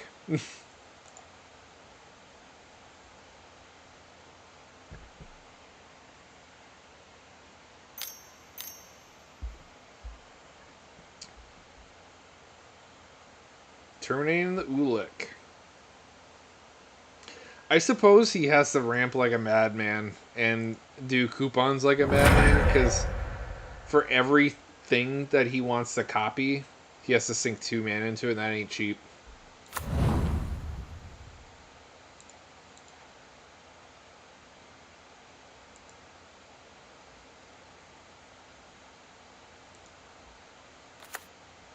And I can play my commander. Hells yeah.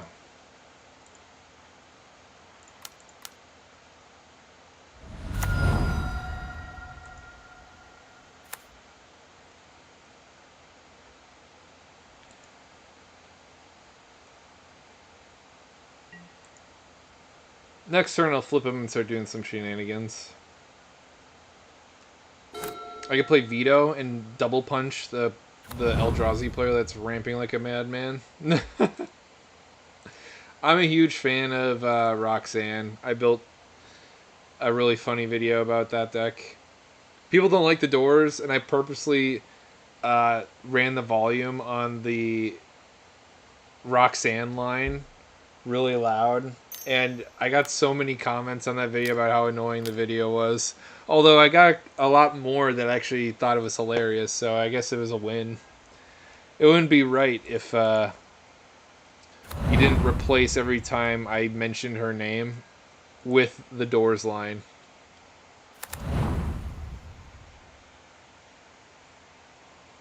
Oh yeah, just extreme prejudice. We're gonna make this Eldrazi player work tonight. He's only down to 2 cards, so I feel pretty good about that. And I have Curtain's Call, so I can sweep up 2 more things.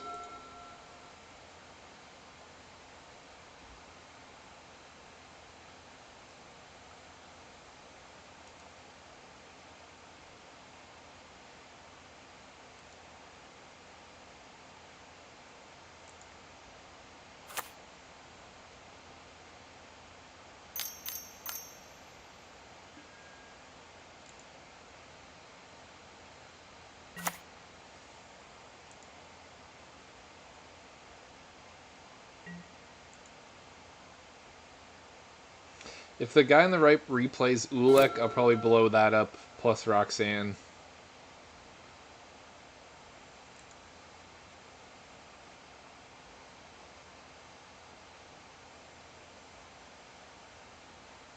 I unfortunately can't extort off of him because I'll have exactly 6 mana. I get extort once. That ain't bad.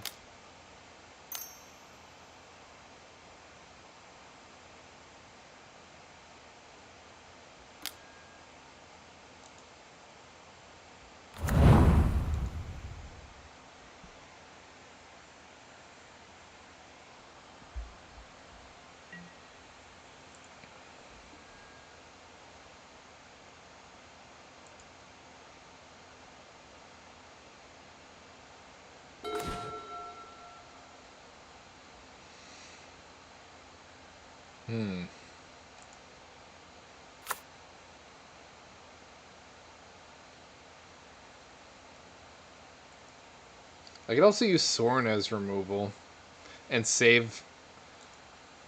How much is that's a 2/5? Damn. I wish it was a 3 because then I could kill it.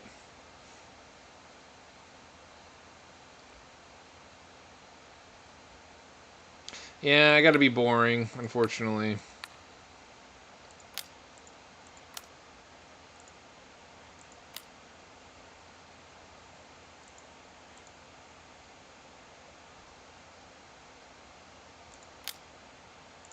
I got one of my haymakers with revenge. I could kill one of these players outright if they get too close to the sun.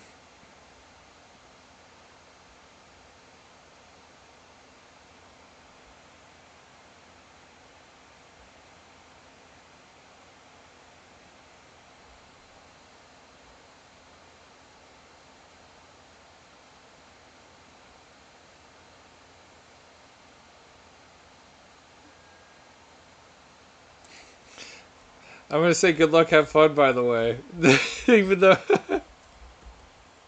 even though I'm pretty sure I managed to piss everyone off in here. Oh yeah.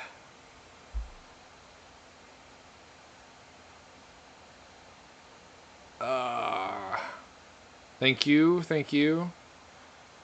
We're just gonna go to combat. I'll punch some folks here. I'll hit the right, or I could hit the middle player. They only got 3 cards in hand, and they're playing an Obeka list. It's hard to say who I want to kill more. Yeah, we'll keep being a little sly here.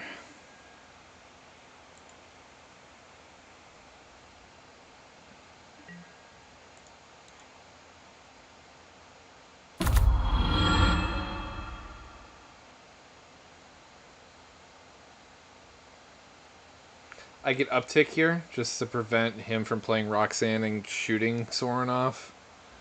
Yeah, that's probably a good idea. It's not fun, but it does the job.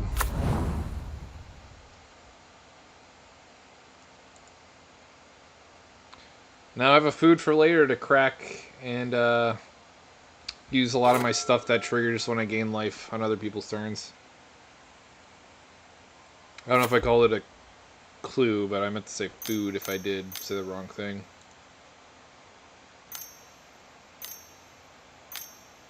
Oh, thanks, man. Good night.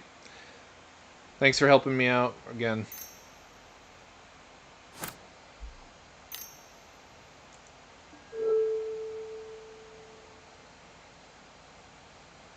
I wish it told me the donation. I really appreciate that. You're the first.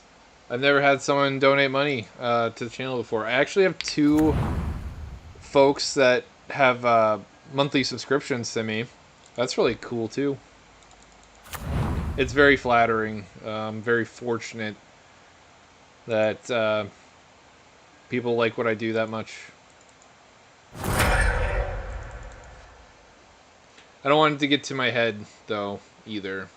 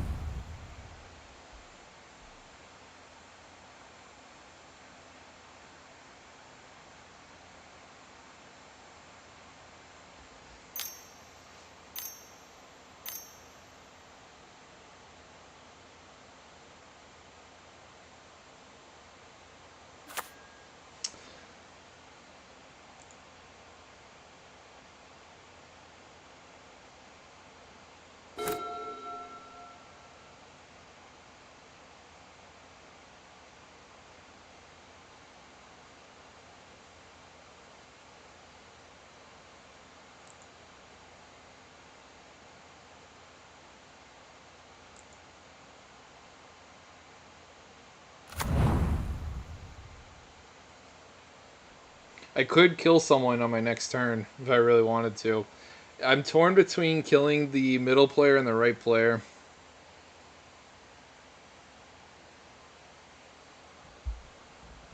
If I had this veto in play, I could kill two people.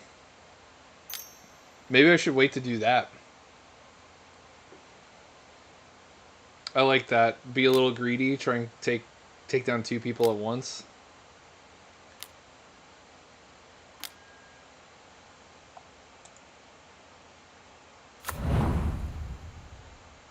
I just don't know if I could wait that long. Because if he has an Eldrazi that he can copy and blow up something of mine and ruin that setup, that would be the worst.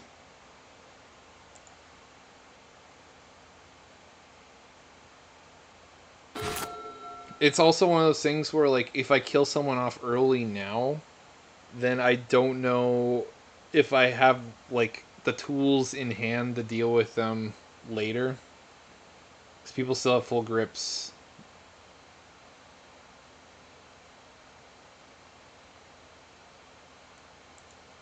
Yeah, we're going to go for the greedy thing, and we're going to try to do the veto thing.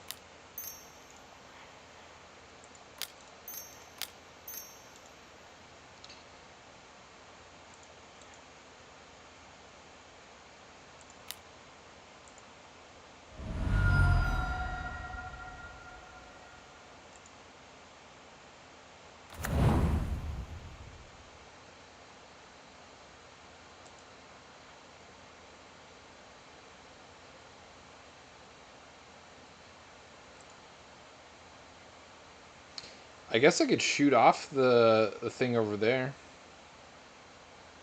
Or anything for that matter.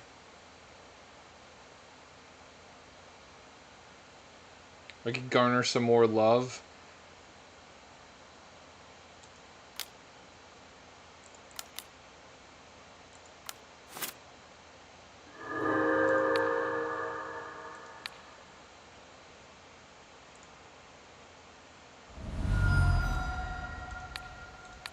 Just keep the Ulek off the table. Keep buying myself some time. Maybe I'll garner some a solid.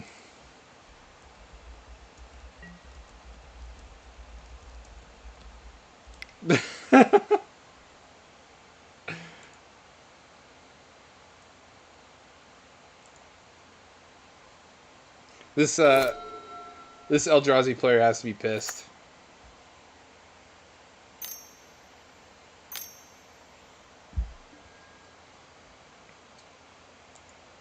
Double non-combat damage. That sucks. He's gonna kill my Sorin. Or my Veto, one of the two.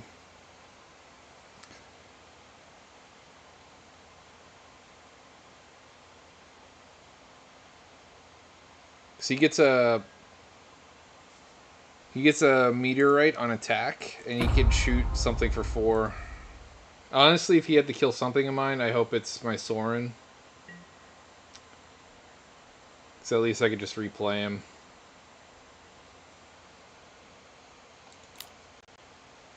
Oh, he's doing some tricky stuff here. He's hitting the middle player to make him think twice, I guess. He has to deal damage to this, I guess. Otherwise, he's just going to stuff it out. No? Okay. Damn. Not as fun.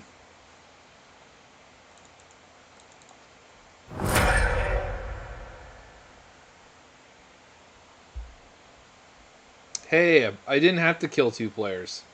You know what? I got to kill 2 people because 1 surrendered.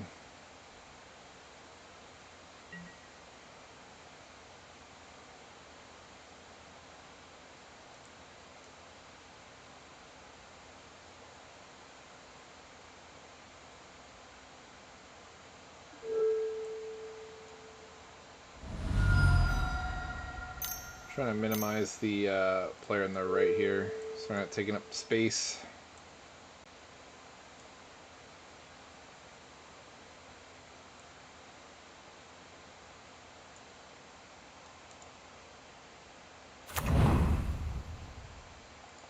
Legend rule does not apply.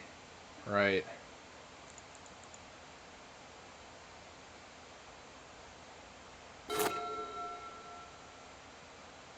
I imagine Obeka doesn't hit my Sorin because he wants that sword trigger on tap his stuff and play more things.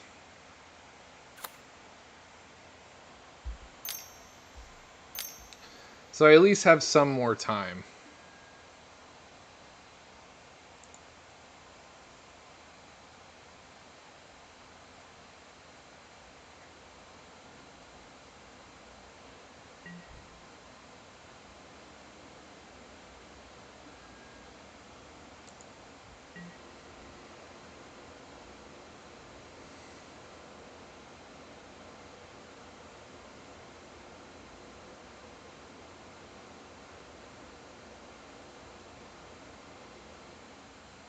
No? Okay. I was wrong. He'd rather deny his trigger, I guess. His own trigger.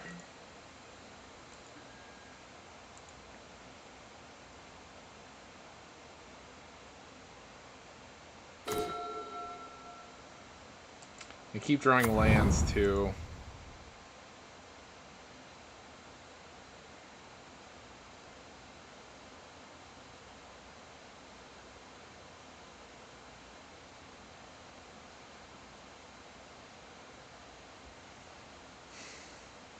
I just like in this position I'm dealing with 2 aggro decks and I have no creatures in play to protect him.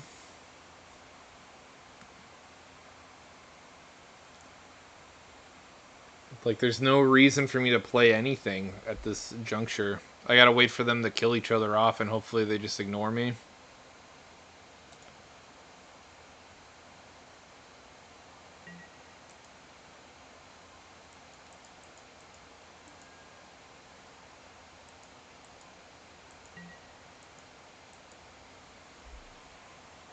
Save my save my haymaker for maybe after these two kill each other off.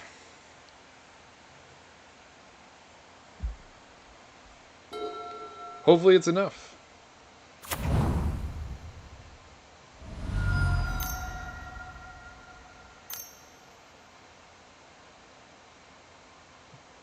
Copy activator triggered ability. So he's about to make 2 meteorites at the very least. Do a total of 8 damage.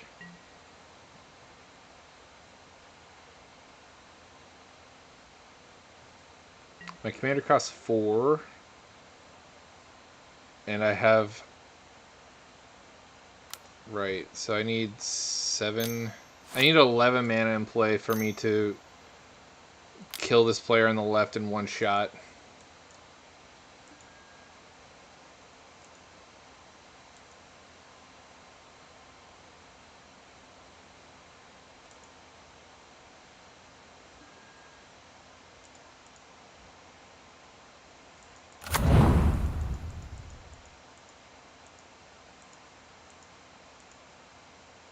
Oh, damn, these are colorless.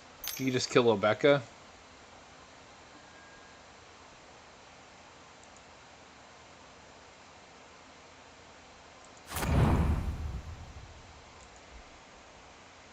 Oh, now he feels awkward. Untapped it too.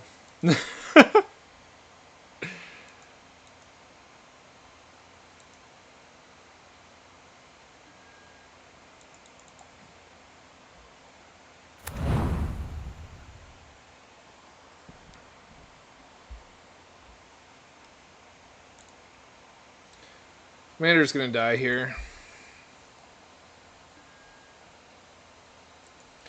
But he has so much mana at his disposal. I wonder if he could play Roxanne and copy it with this. She's gonna die here, I think. Yeah, 1, 2, 3, 4, 5, 6, 7, 8, 9, 10, 11, 12, 13, 14. Roxanne will cost him 9 mana. Plus another 4, 13. He'll have more than enough to copy Roxanne. And his mirror box will prevent his copy from dying. That's fun.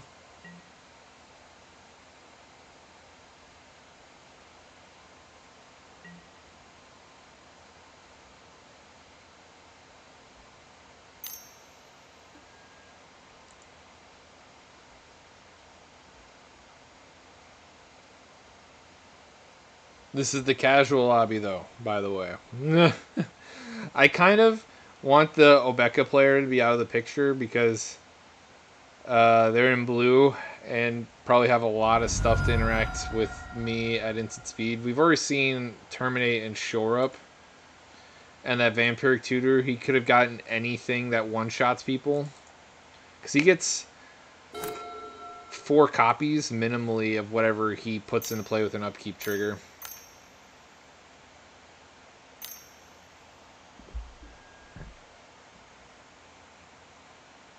Went with the initiative, so he'll go through the Mad Mage dungeon in 1 attack. That's pretty sweet. Fun.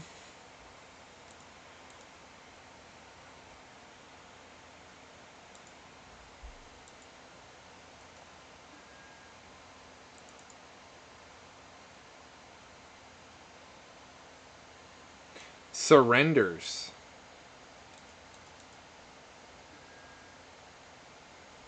With that start, he surrendered? I think that's crazy.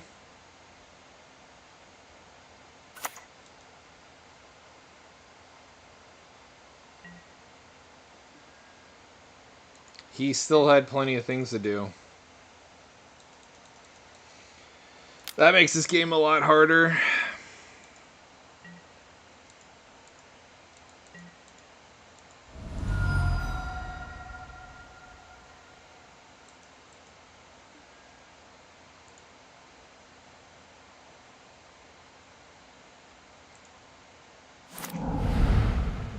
The Sword of Feast of Fame makes me discard 2. Shit.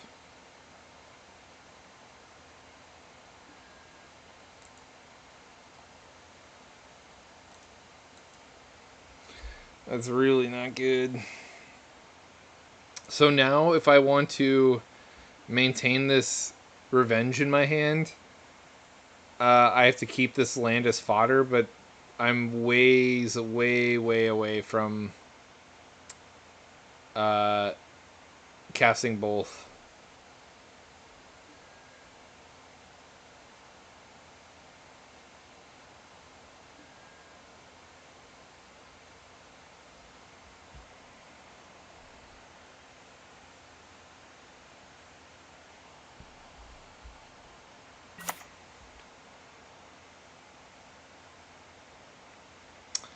And there's a Mycotyrant in play.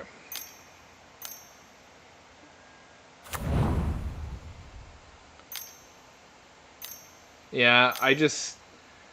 Because I need this Revival Revenge in my hand in order to kill this player in the that's left, I have to withhold the land. Unless... I guess I get a draw step. I could have something okay to not pitch. I mean, I'm not going to cast Boon Reflection, so maybe that's okay to give up.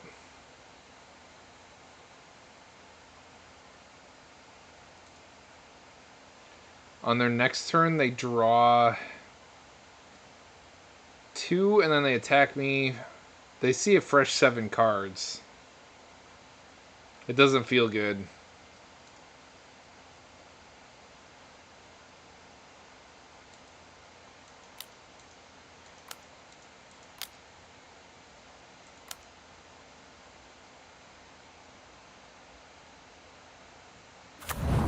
If only Revenge costs 5 mana and not 6.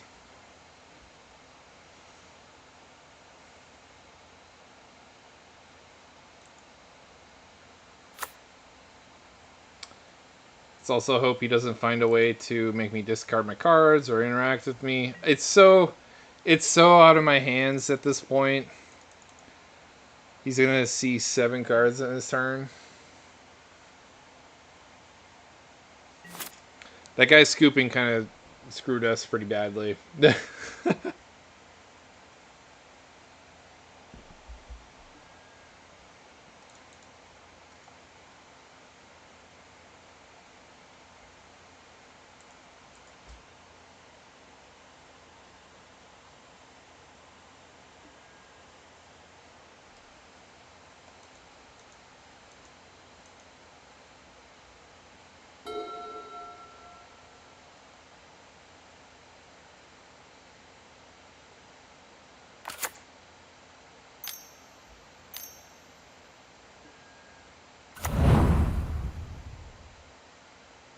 Yes, it is rounded up.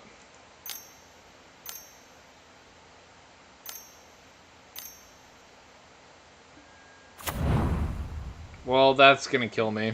Twilight Prophet. I'm probably not even gonna see another turn.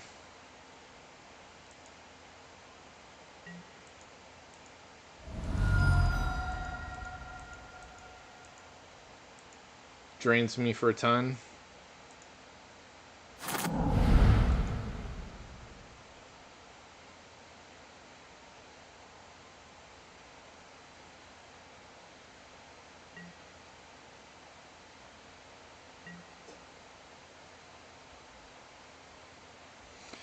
He could break the game with how many upkeep triggers this is going to put on the stack. Yeah, I guess highly unlikely. He just drains me for... He sees the top 5, and then I lose life equal to the CMC of those spells.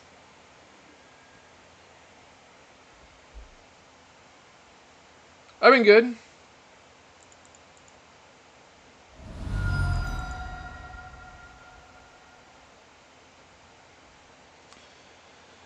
So, Travis...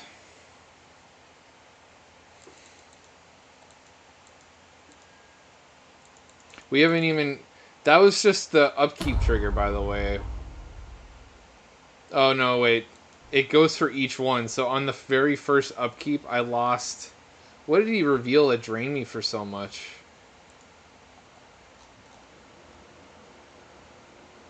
Huh.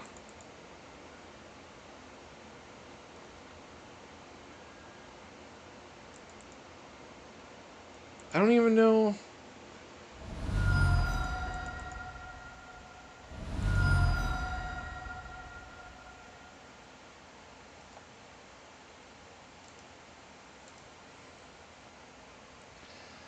Yeah, the room also will get me.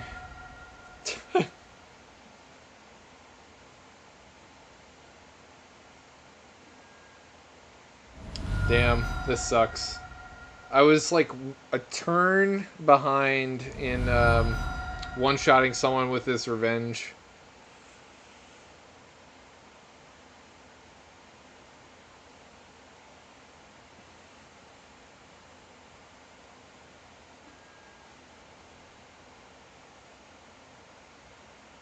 I need you to draw a bunch of lands. Even if I cast the revenge now, it wouldn't do anything because I'd only gain 4 life, and then I gain 3 from the X-Store trigger. So 7. So if he just hit lands every single time, it wouldn't even be enough.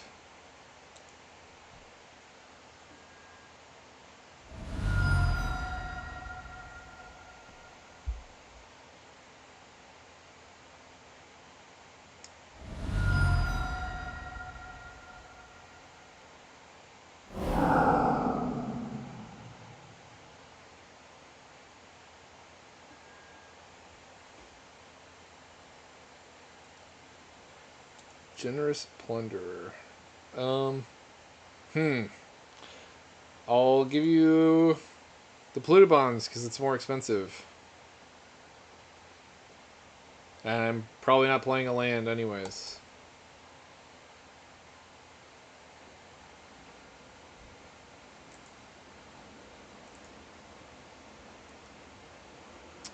Oh, I choose the one that I don't give him. I'm so despondent that I'm not even yeah, it is double my own.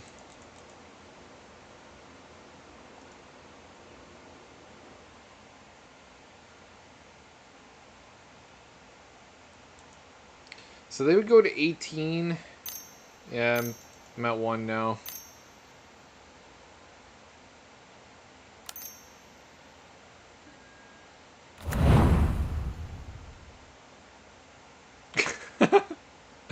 Subversion. That's pretty good in this deck. It's basically that's a lot of damage.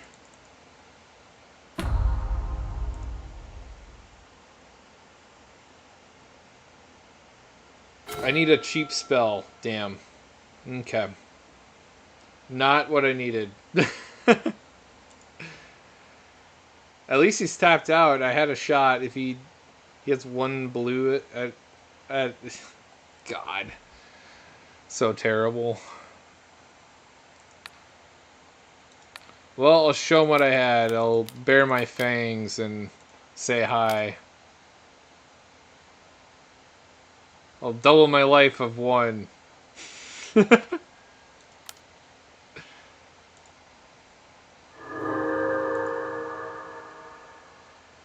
Show him how close he was to actually dying. If that player didn't surrender, I might have had a shot.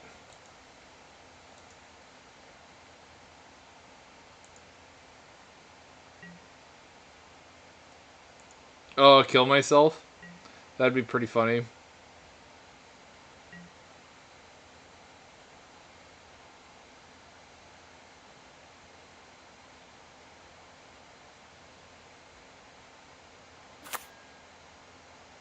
I wonder if I picked up a 1-drop and extorted it, if that would have been enough. Because I would have went to 4 life. Um...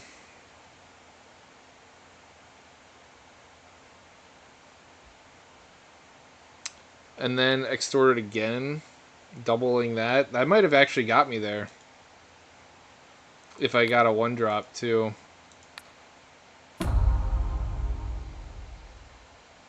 My measly 4 life. And I'll surrender.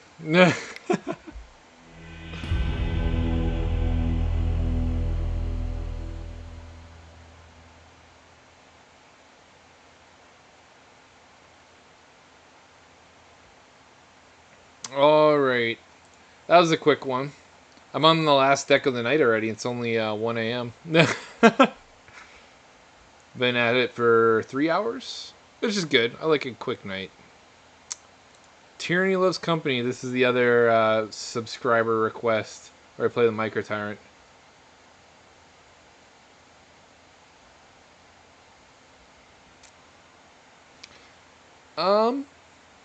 If you don't know what he does, every time you descend, you make X11 funguses, and then they can't block for a turn. They're black as well. The Mycotyrant, stat block is based on how many fungi and sap rollings you have in play. And he has trample, so you get to have some fun evasive damage with that.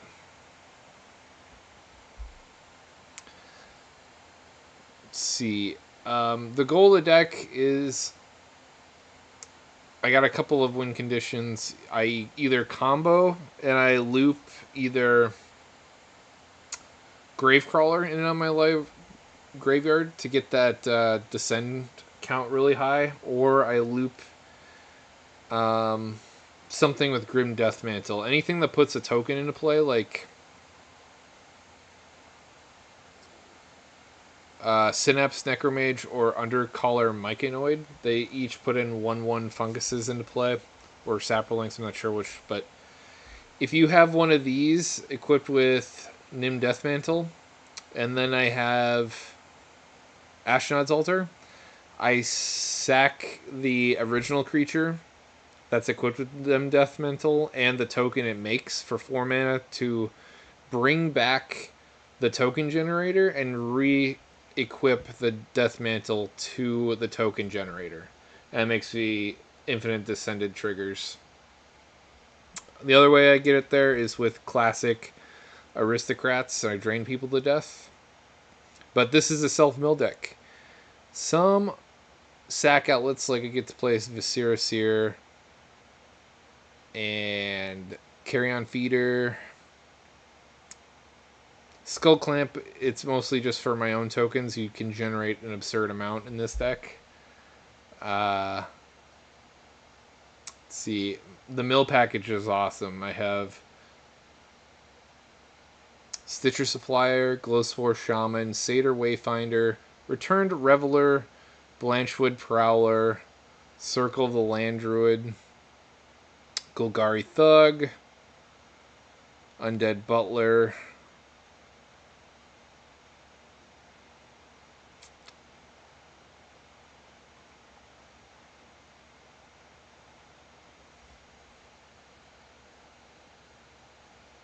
Stinkweed Imp,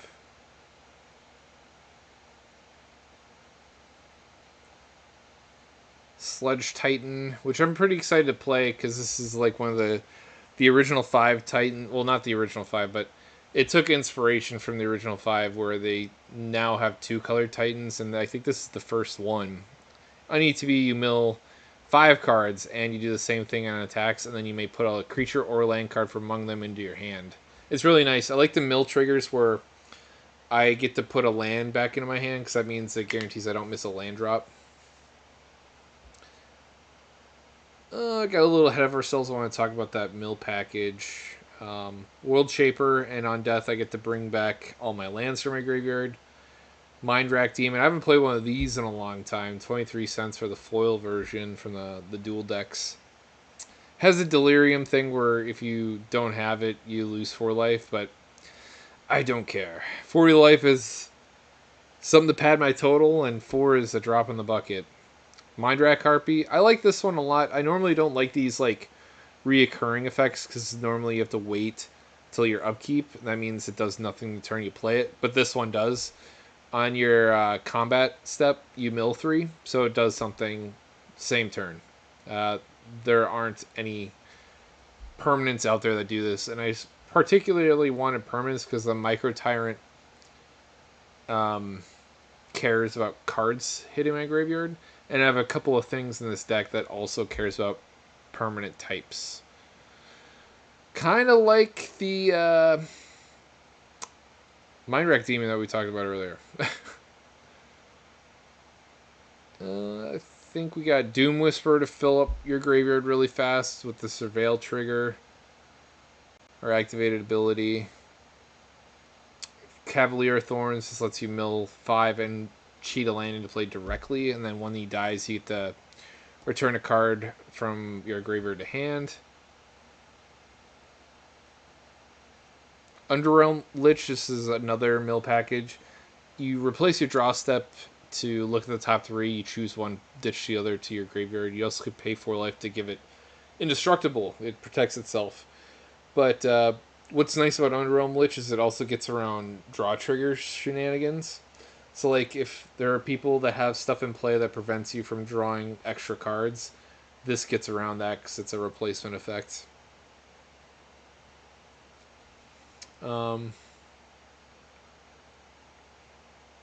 There's also a really cool demon I wanted to talk about. Lord of the Forsaken. For black, you could sack a creature to mill 3. You could choose. You could target any player, but you just target yourself. Let's see. That's all the mill stuff. Back to where we left off. Talk about some more interesting pieces. Let it be known there is a lot of self-mill shenanigans in here. Rapid Vigor. This is just a nice budget-friendly board wipe protection. Same with Golgari Charm. You might overlook Golgari Charm in that it protects yourself, but it lets you regenerate each creature you control. It has some flexibility too. You can destroy target enchantment, or give all creatures -1/-1 till end of turn. There's a lot of token decks floating around online, so that could be a nice silver bullet. It hurts myself too, but luckily I only put the tokens in on end step, so I could dodge my own Golgari Charm. Plumb the Forbidden was pretty cool. When you cast this, you could copy it by sacking an additional creature. So if a board wipe's coming down, I could instant speed throw this out and sack all my fungus tokens. So I get a little something extra out of it. Aftermath Analysis, also a mill trigger that lets me return all my lands from my graveyard to play.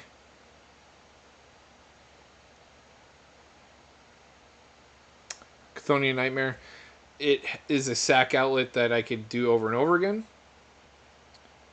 Yeah, it is. I love Gamekeeper.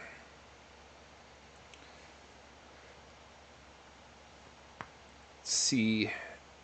This is basically Reoccurring Nightmare, but honestly, I think it's better because in today's meta, or just like the power creep in Magic nowadays, you don't need a lot of mana to win the game, and 3 energy is just the perfect amount. Especially in more competitive lists, you don't need anything more than that, really. I will use this to sack a mill creature, bring back another one, and do it over and over again as much as I have a black pip and a colorless to sink into it.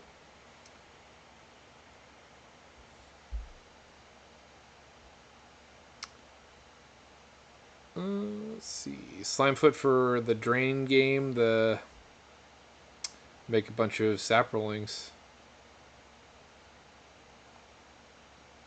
I wonder. Let's see. Eternal Witness gets something back. Unfortunately, not everything is a permanent, so or I need alternative ways to get something back that's not a creature, and Ewit does that just fine. So I could use my creature return to get Ewit back to get the thing I actually want back. Jaheira for insane amount of mana. My tokens get the ability to tap for a green. Pylon, it's a removal spell with Convoke. Could destroy a creature or planeswalker with Surveil, so it's even a synergy piece by fueling up my graveyard. Death Ritual seems nice. It's like Morbid Opportunist since I can consistently kill stuff on other people's turns. Death Reap seemed nice. I'm not even sure if I'm running Morbid Opportunist in this list. I'm not. I did see something I don't like, so maybe I'll replace it with that. I think Slimefoot needs to come out because... Does this even make saprolings? It makes funguses. Yeah. So I guess we give up on this guy here. That's alright. We like Morbid Opportunist way more. And it's dirt cheap, 50 cents, hell yeah. And we stay under budget. That's what I'm talking about. Viewpoint synchronization. Because my commander has trample, getting in guarantees that I'll be able to cast it for 3 mana instead of 5. And it's just the best cultivate in the game right now. You look for 3 lands, put 2 into play. Lich Knight's Conquest. This is like your one-sided... what do you call it? Mass Reanimation spell. I can't remember what it's called, but it's also 5 mana. I could also pick and choose with this. I could sacrifice my tokens and bring back all my scary stuff from my graveyard. And this doesn't affect anybody else. Most of these like effects, it's a blanket effect. And sometimes there are situations where you don't want to cast that because there's some scary stuff in other people's graveyards. And I can appreciate this. This is definitely one of your haymaker spells. Moldervine Reclamation, draw a bunch of cards. Overwhelming Stampede. This is also a haymaker. Make your commander insanely big, and then give all your tokens plus X, where X is your commander's power. It's your game finisher. Rishkar's Expertise. Draw an insane amount of cards. Play something for free. I haven't played one of these in a long time, but it fits nicely in this deck. I went over all of the effects that care about power and toughness so I could abuse this star stat. Unfortunately, I couldn't find any that was either budget friendly or entirely worth playing, so I at least got to fit one. If you are interested in building and playing this deck, I highly recommend you look into like things that care about stat blocks, because you could definitely get this thing to an insane number. And that's the list. There is no utility in here other than Ghost Quarter and Twilight Mire. Everything else for fixing. So let's play the game.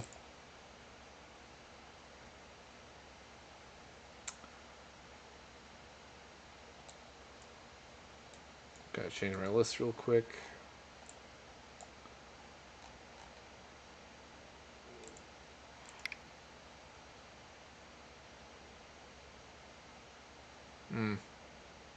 Looks like it filled up. We play with a beginner. I am playing a budget deck, but I feel like I'd be too brutal for them. Even on a budget, it might be too much. But at least I could teach him if he was willing to learn.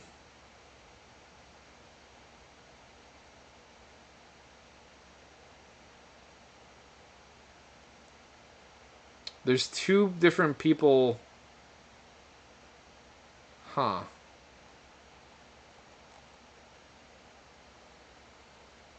Well, even these guys need to learn, or they need someone to play with. At least I considered it, and I'm going to do it. It's probably going to be a while before we fire off, so we're going to play some more Swarm while we pass the time and entertain all of you.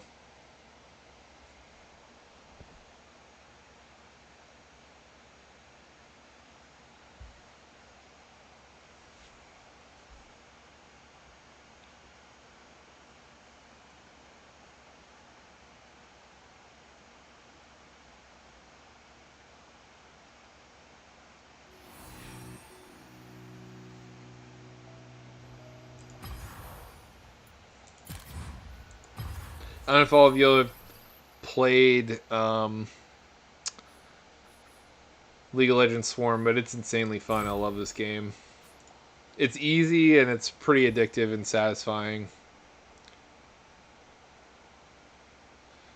Wonder what what my objectives are on extreme difficulty.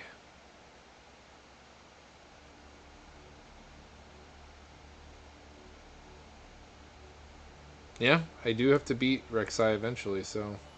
Unfortunately, I, for some reason, can't play Match Made Island on 3 stars, so I think I have to beat everything first.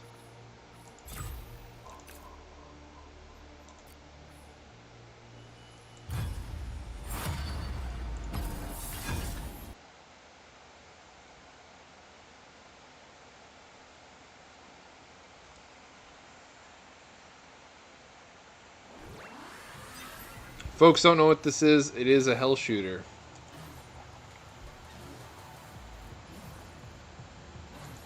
I'm going to turn it to window mode so I can see chat.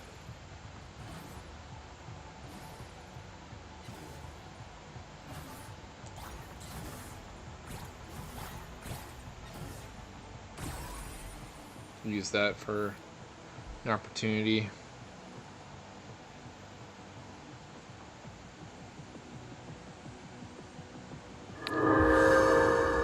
Oh, we're starting. Well, that didn't take long. I thought we'd be here for a bit.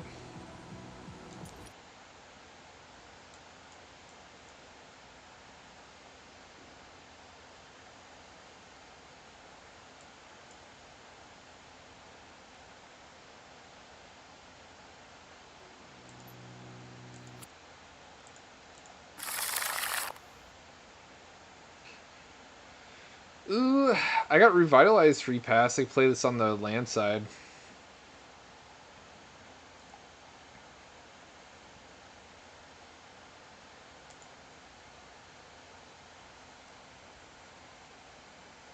Hmm. Oh, he fired it off with only 3 people. We're playing against Rogak. No partner. That's pretty wild. And Pantlaza.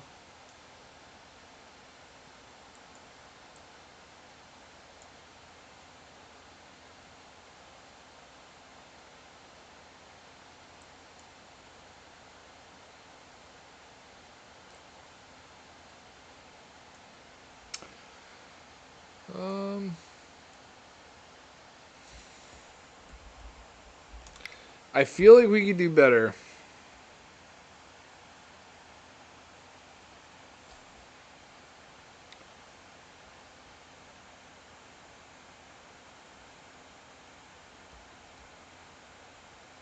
Hmm.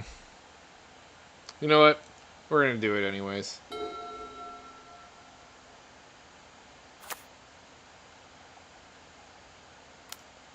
It's not the best, but it's not the worst either.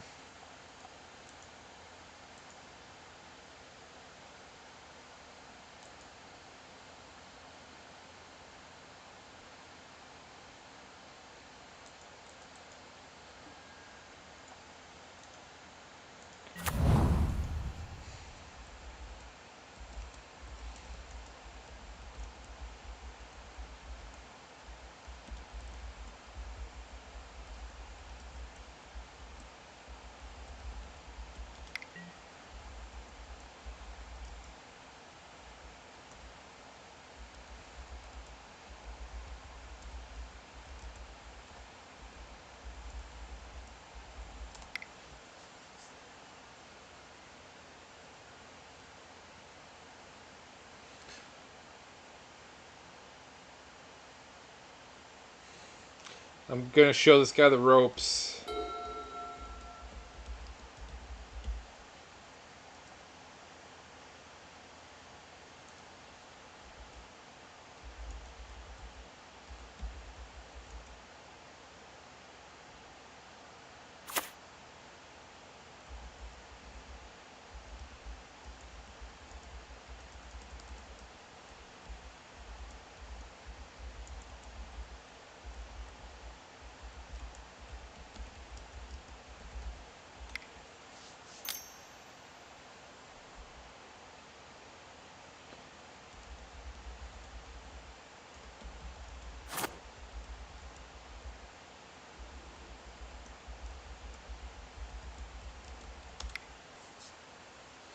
I was telling him For speed, he can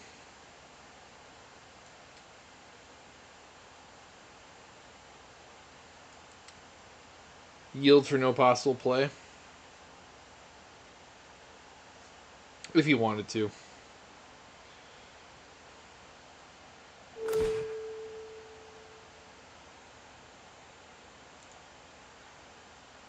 Play the Grove and let it go.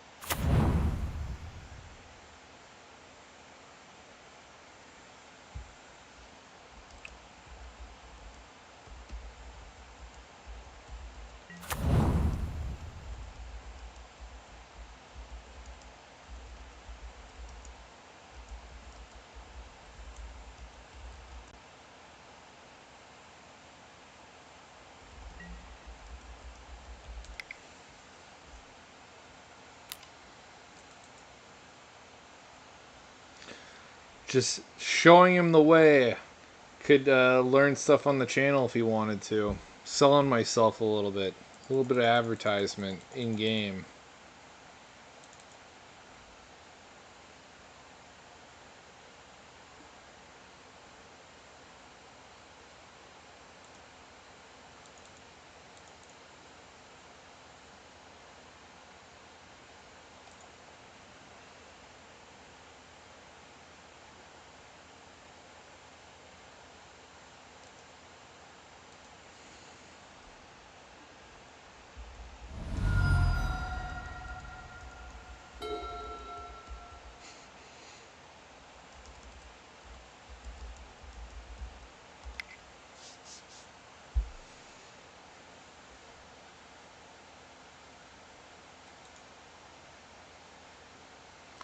Is this a kobold tribal list?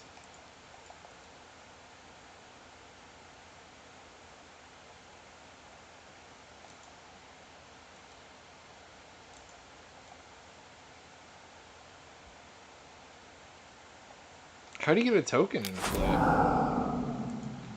Wow. Pathing the Rogak. Oh no, this isn't. I assume this is Rogak. I was way wrong. This is Rosnacht, heir of Roga. I didn't even know there was another legendary kobold out there. This is from Dominator United. Oh, that's cool. He makes a token every time he targets it.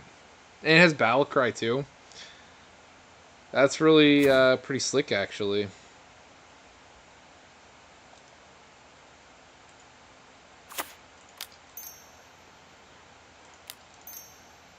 Let's go looking for a land.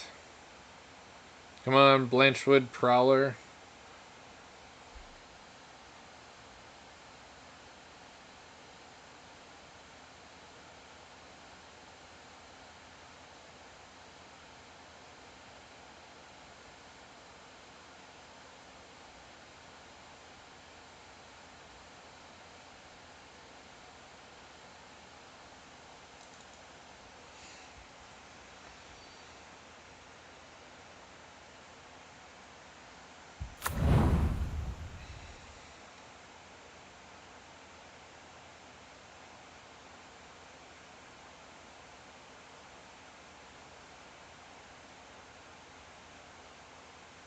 Oh, there's 3 legendary kobolds now?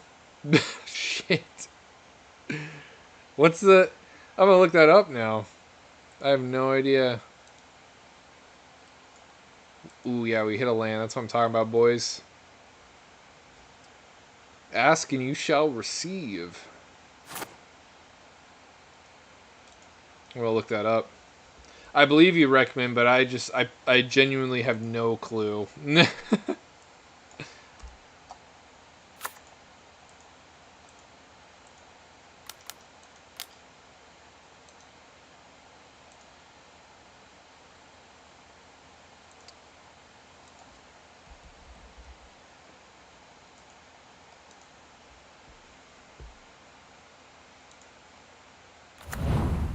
Oh, I still have these turned on.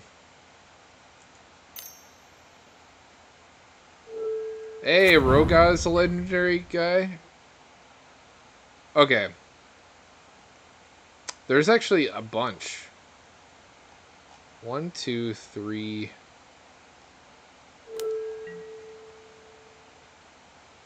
four. There's four. We were both wrong.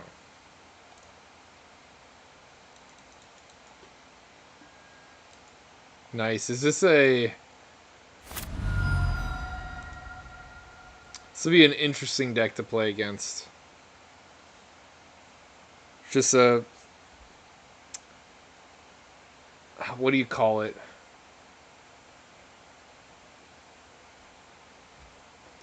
That was pretty cool.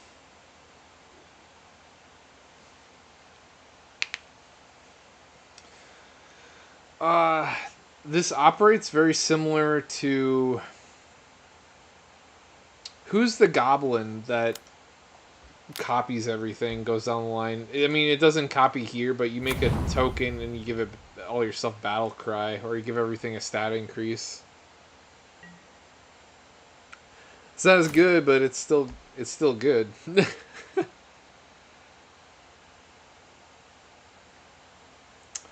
um,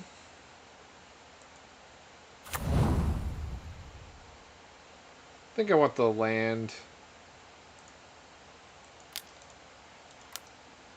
Just don't want to miss any land drops. I got a lot of green.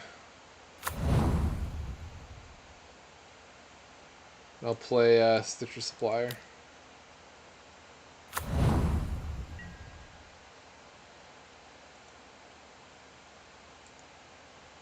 Sure, we'll attack the player on the left. Why not?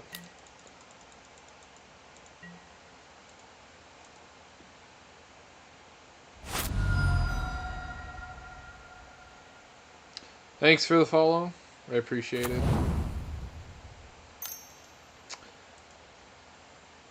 Hmm. Yeah, it doesn't copy. There's the goblin that copies the thing if you target just it. It's like one of those decks, like they're playing the same 99 cards. They're all just things that cantrip for 1 mana or do something with card selection. It's basically taking that list and throwing it into this one.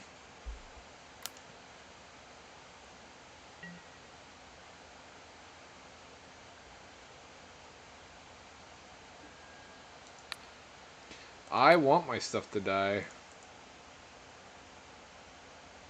I got my Sludge Titan in my graveyard and my Astronaut's Altar.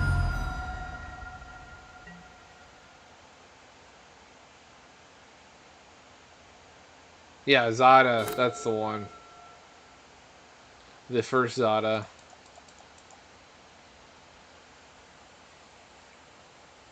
I didn't know Zada was in March of the Machine. That's a good place for him.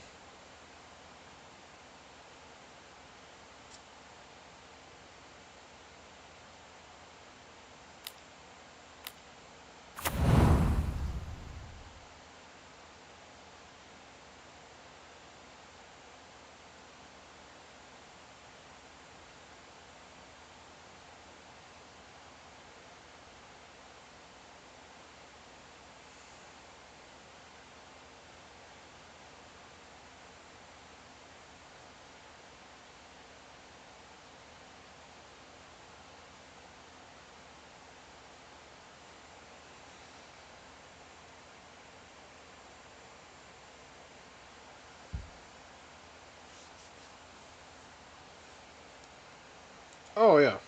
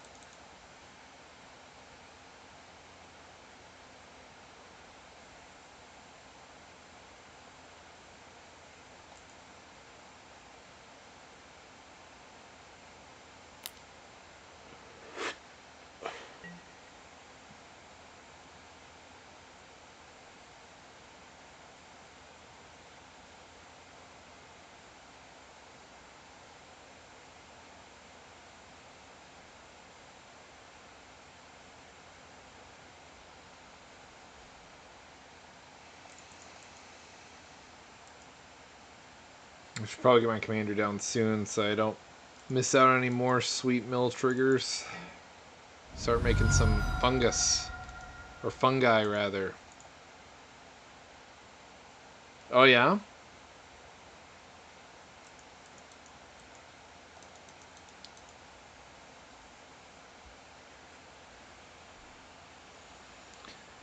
I've top 8'd a couple of PTQs, but I've never won one. And that was when I played a lot of Standard and Modern. Don't do it that much anymore, unfortunately. It's been years since I've played 60 card formats competitively.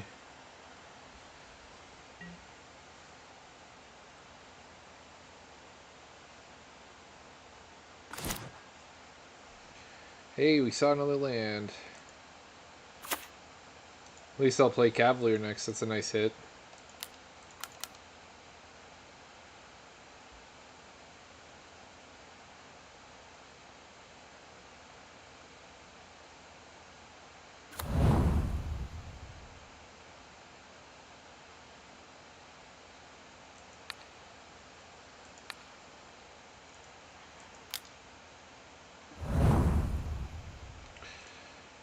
Get one fungi out of the deal.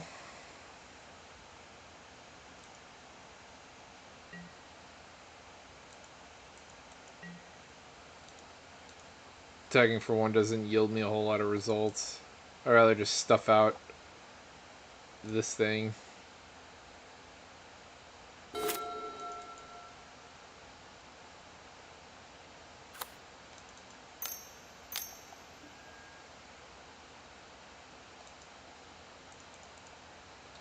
Cavalcade Calamity, that's pretty good in that deck.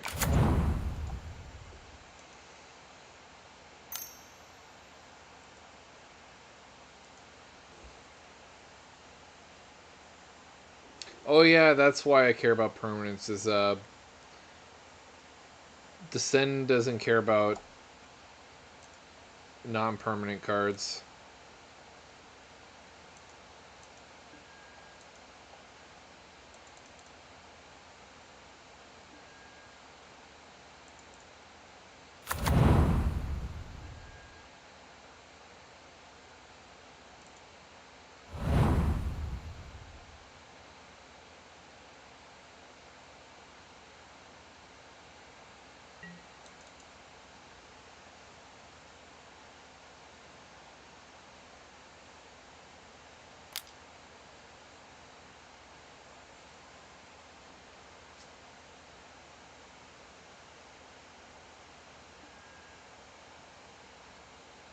Yeah, when I was in the military and I was, a single guy and like I had no one to appease, uh, yeah, I was definitely a spike player. So I just didn't have anything else better to do. It's a lot better than getting into trouble in the military. I could have been out drinking and doing something stupid. But instead, I preferred magic.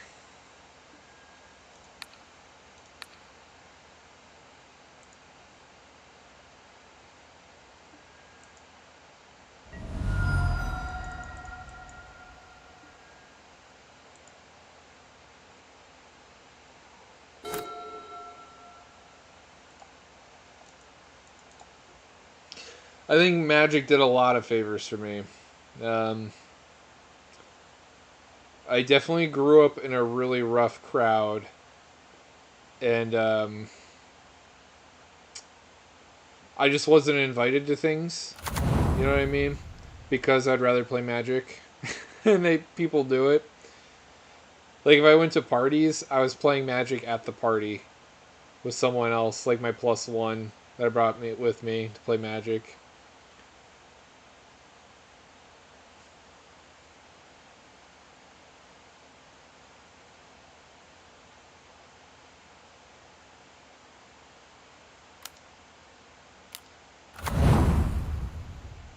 I think I was too smart of an alcohol consumer. I think that's also part of the reason why you should only drink with people you trust. People that aren't going to take advantage of you. Whether that's friendly or not, it's probably not good either way. Like if you're the butt end of a joke all night because you're drunk, then it it really sucks.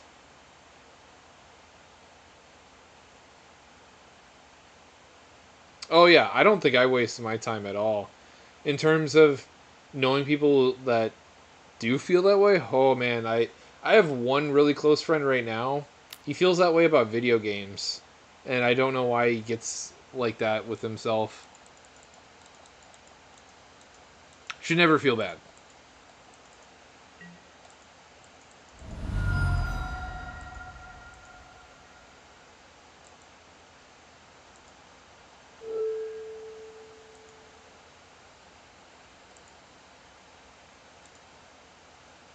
So we're gonna look at here.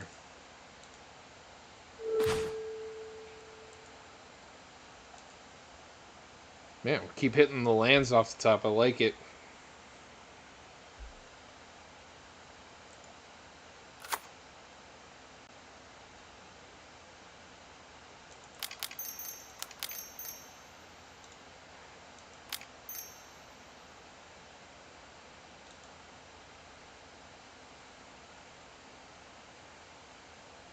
I think if my Cavalier dies, I'll definitely get some card draw. Maybe I'll do Sludge Titan. That'd be a good target.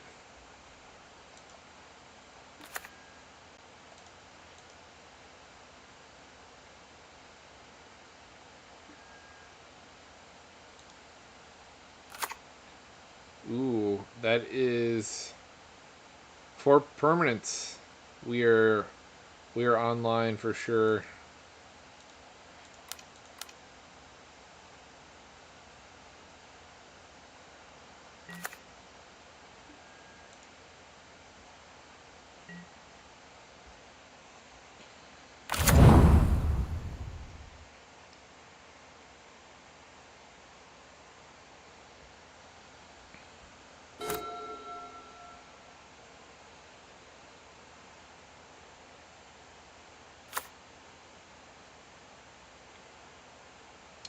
This Valku doesn't shoot my commander, so that kind of came at a perfect time.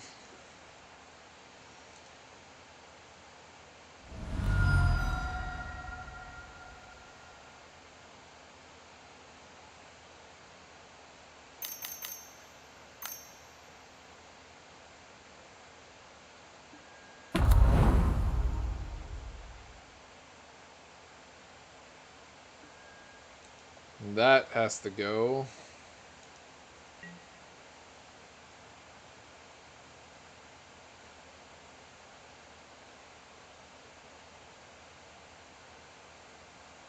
Yeah.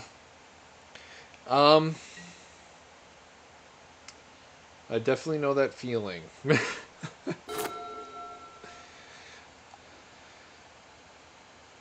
If I put as much time a lot of things, uh, into like schoolwork maybe, because I'm starting up school again this quarter, and I haven't done much because I've been just busy with the channel. That's been, if anything's been making me feel guilt, it's probably that at the most. I get a lot of good quality time with the family, so I don't have any regrets about that. At least as much quality time as I can get. Yeah, the Xennial is a little nerve wracking. The emblem I probably can't let happen. He could probably do some combat tricks and mess me up pretty good. I'll probably not swing my commander his way, that's for sure.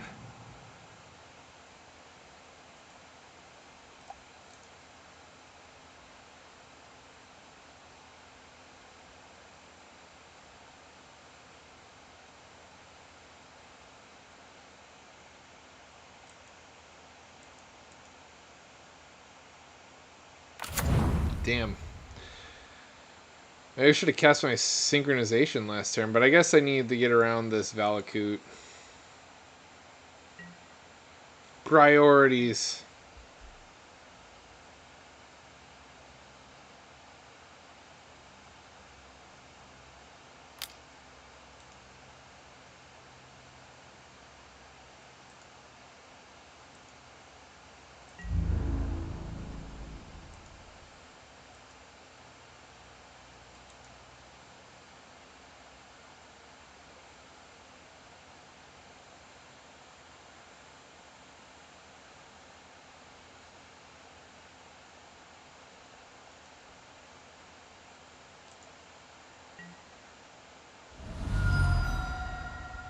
Just let it hit him.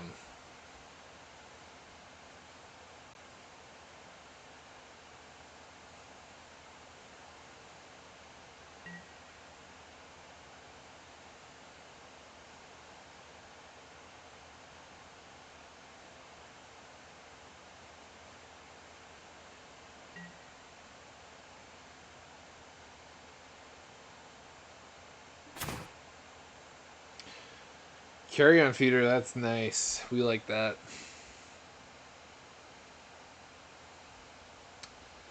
So now I can do shenanigans with Grave, or with my Thug here.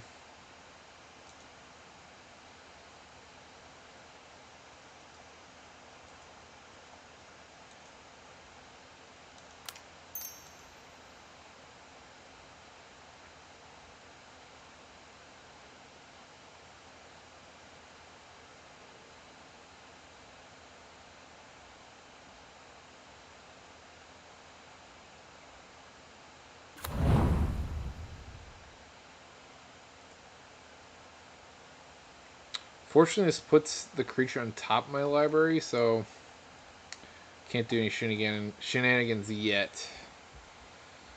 Just go to combat after I play this Harpy.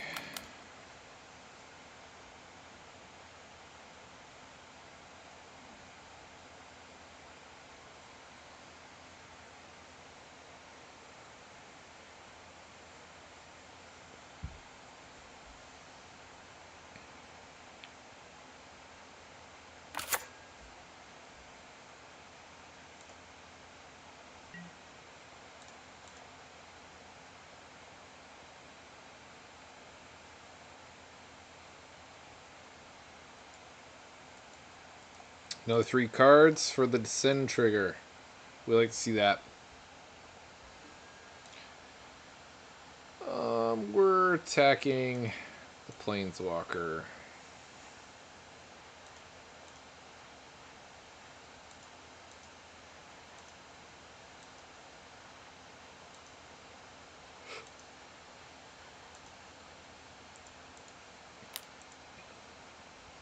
What's nice about this is anything he declares as a blocker, I hopefully just get to trade off with. Turn that from... Okay.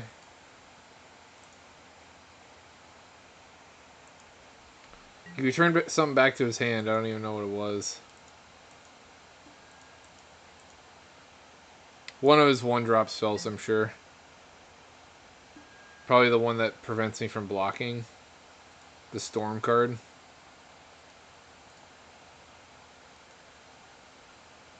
No, you didn't return that. You turned something else.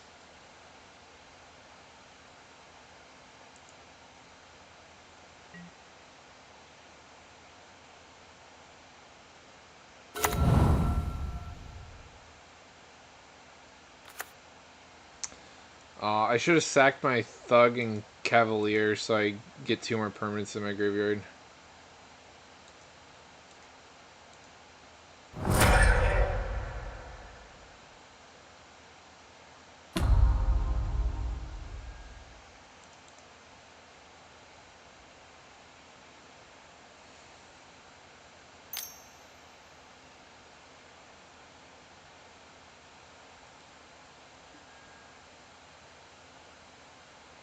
Oh, he's just bouncing it back and forth so you get the target triggers. That's kind of fun.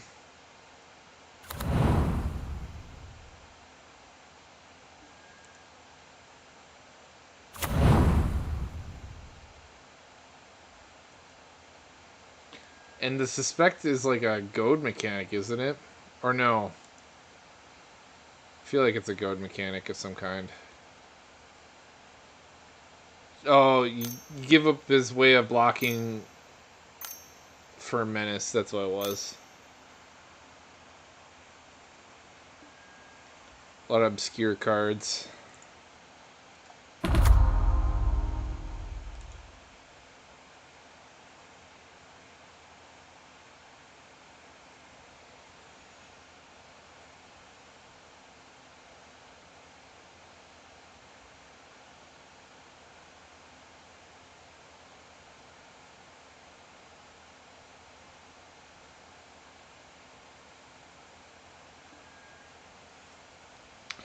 Definitely gonna set an upkeep trigger so I could sack my thug and my. Oh gosh, I'm really kicking myself for not doing it on my turn because I could have seen 2 more tokens. I really want to play some gas though.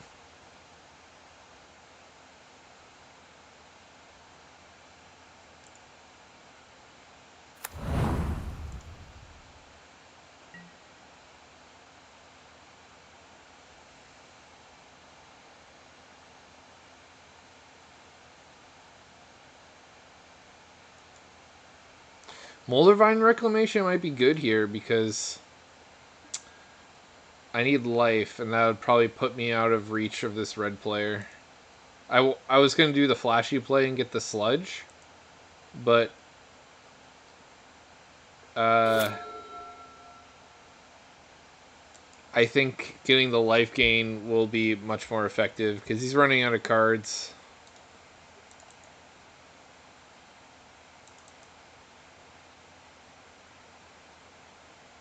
And I could use cards myself.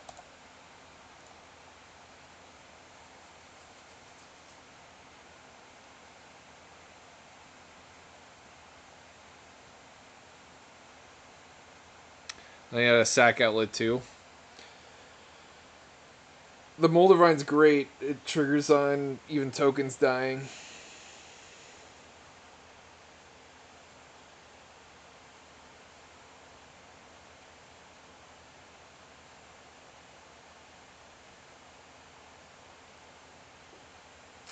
I just have to not replace my draw trigger with Golgari Thug.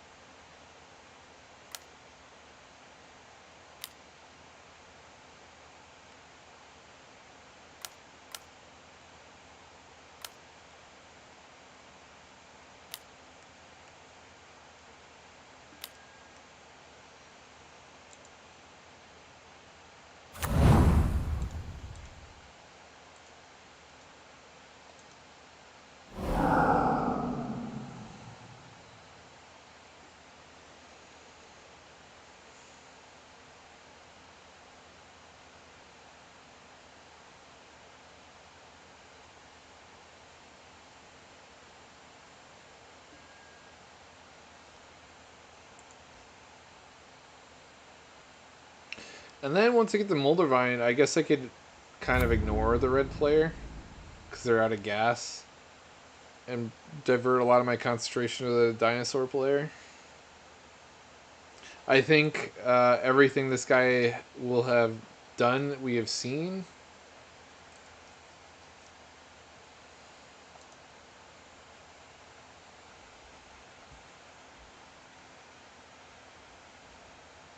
The only thing I really want to take away is the Planeswalker. Everything else he could keep. And that can be taken care of with just my tokens here.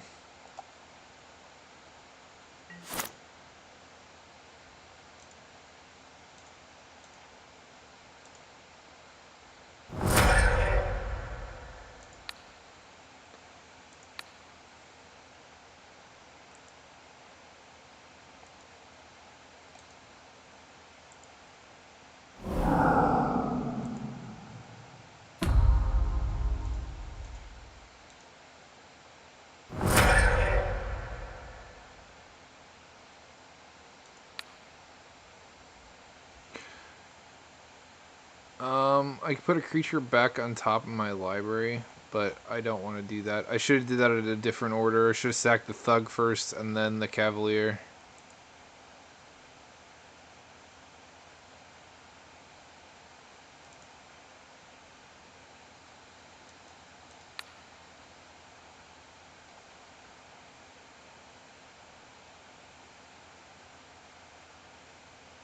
Is this not a May ability? Shit. Yeah, I really blew that then.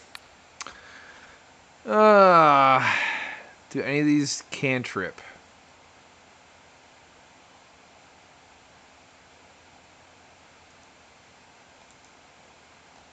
I guess now we get the Sludge Titan and we don't play it.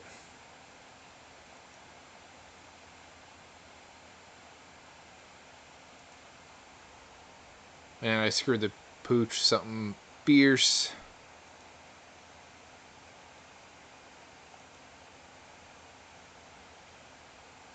I get Warren Soul Trader, make a bunch of mana.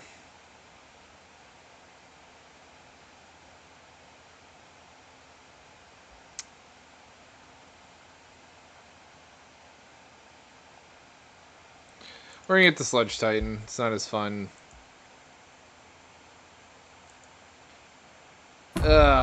I just feel so dumb.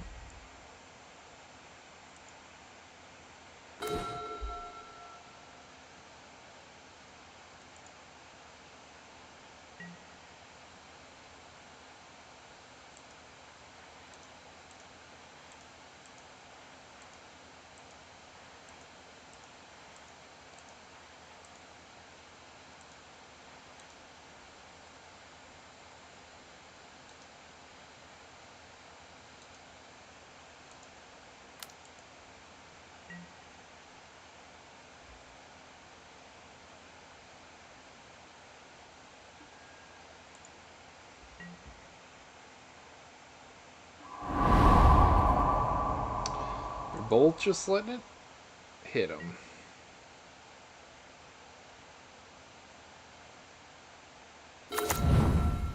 I'm surprised I got two. I was expecting to get one because the Cavalier exiled itself, but I guess it still saw the graveyard. By those definitions, we're still square.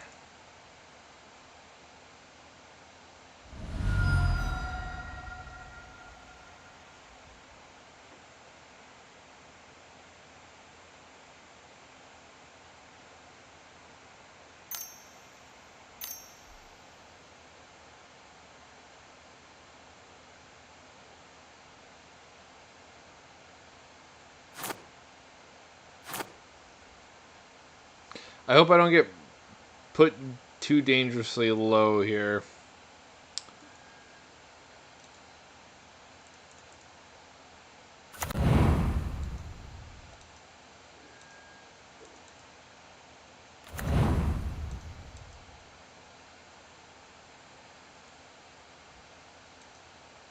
Double Minache. Definitely hitting me. Can't block it.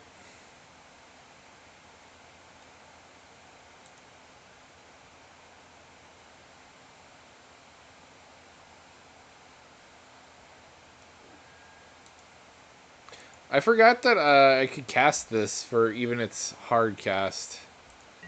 Should have done that with my mana. So hyper focused on the free running and that play I even blundered with the Golgari Thug here. Not my proudest moment.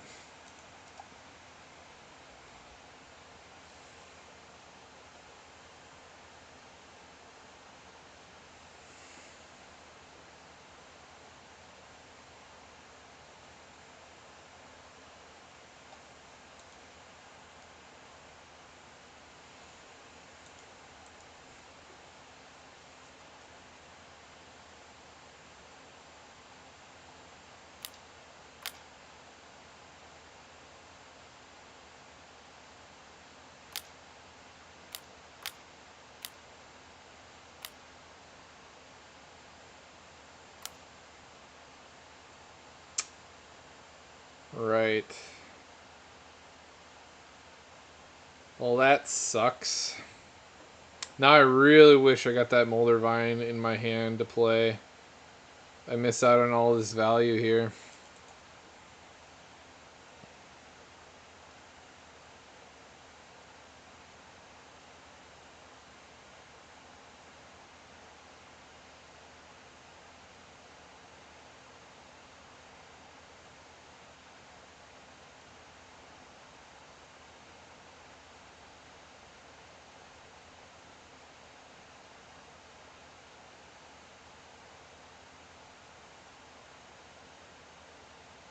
Of all the dinosaurs you could have had, that's probably one of the worst ones I could have saw.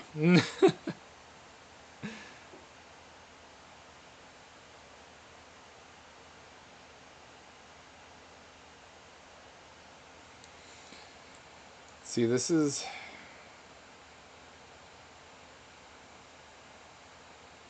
11 life that I'm missing out on, and 11 cards. Oh, God.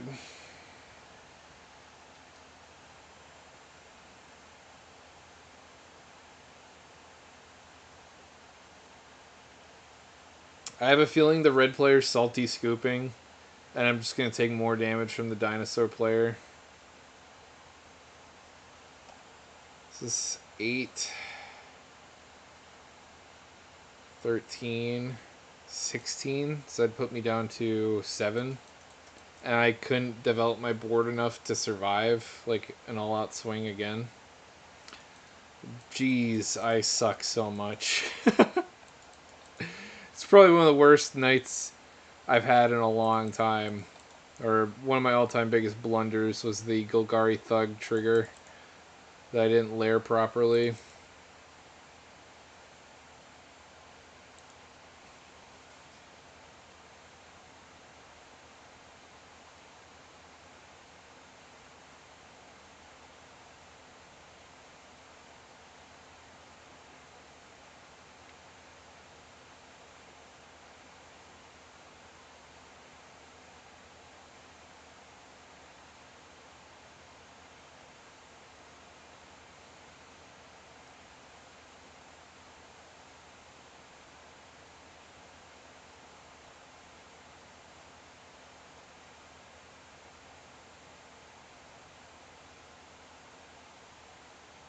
I guess even if I did all that properly, I don't know if it would have been enough to come back here. I kind of need Toxic Deluge or Bust and put my life even lower. Yeah, they're salty scooping. Classy. So I'm definitely taking the full brunt of all of this.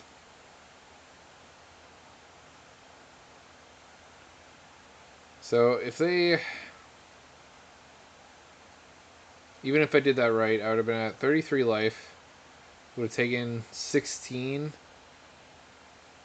Would have went to 17, and then he still had lethal to attack me with.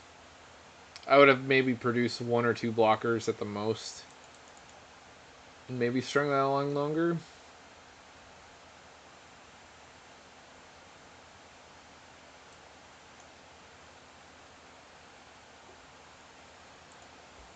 Ugh.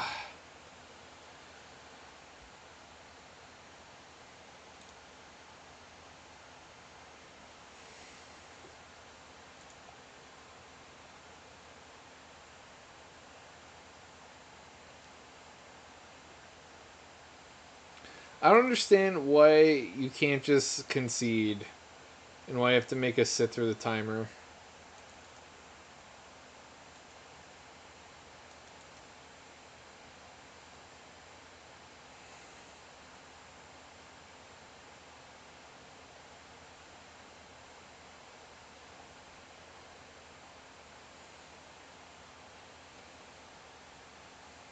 And this guy is a brand new player, so there's no reason for him to be acting like that.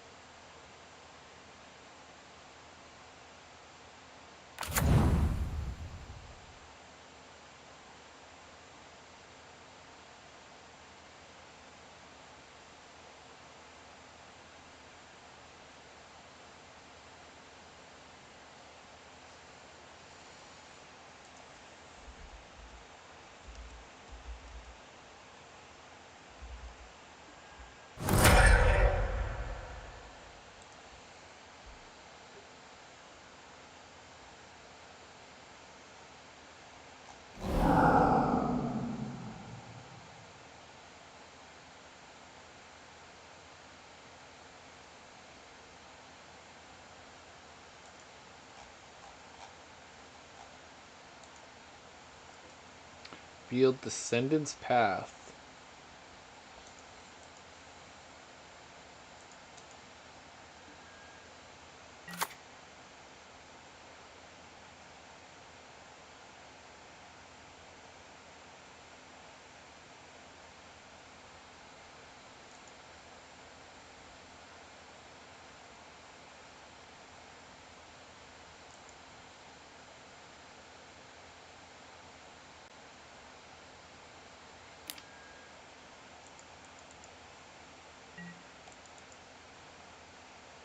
Even if I got Toxic Deluge, it wouldn't even be enough because I'd have to go to 7 to kill myself, and that won't be enough. If I go to 6, it won't even kill this thing over here. Clock me for 7.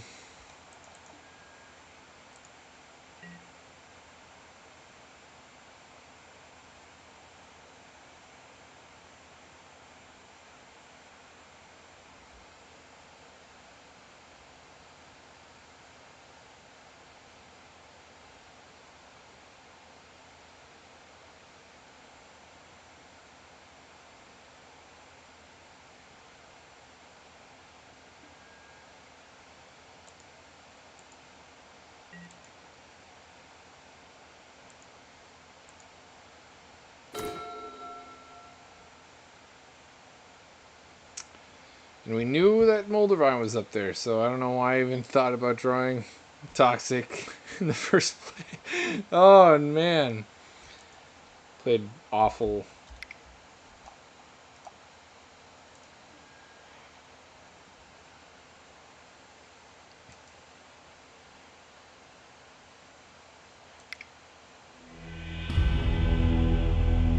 Well, that was a good victory for you for your first couple times playing.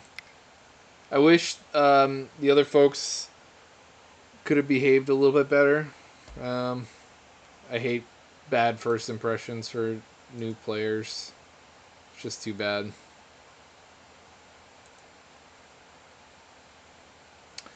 That brings us to the end of tonight. Um, I hope you all enjoyed. Recommend, it's always a pleasure. Um, let's see. I guess I'll see you all next week for Bloomborough. Vote on the commanders you want me to play. Everyone take care now. Have a good night.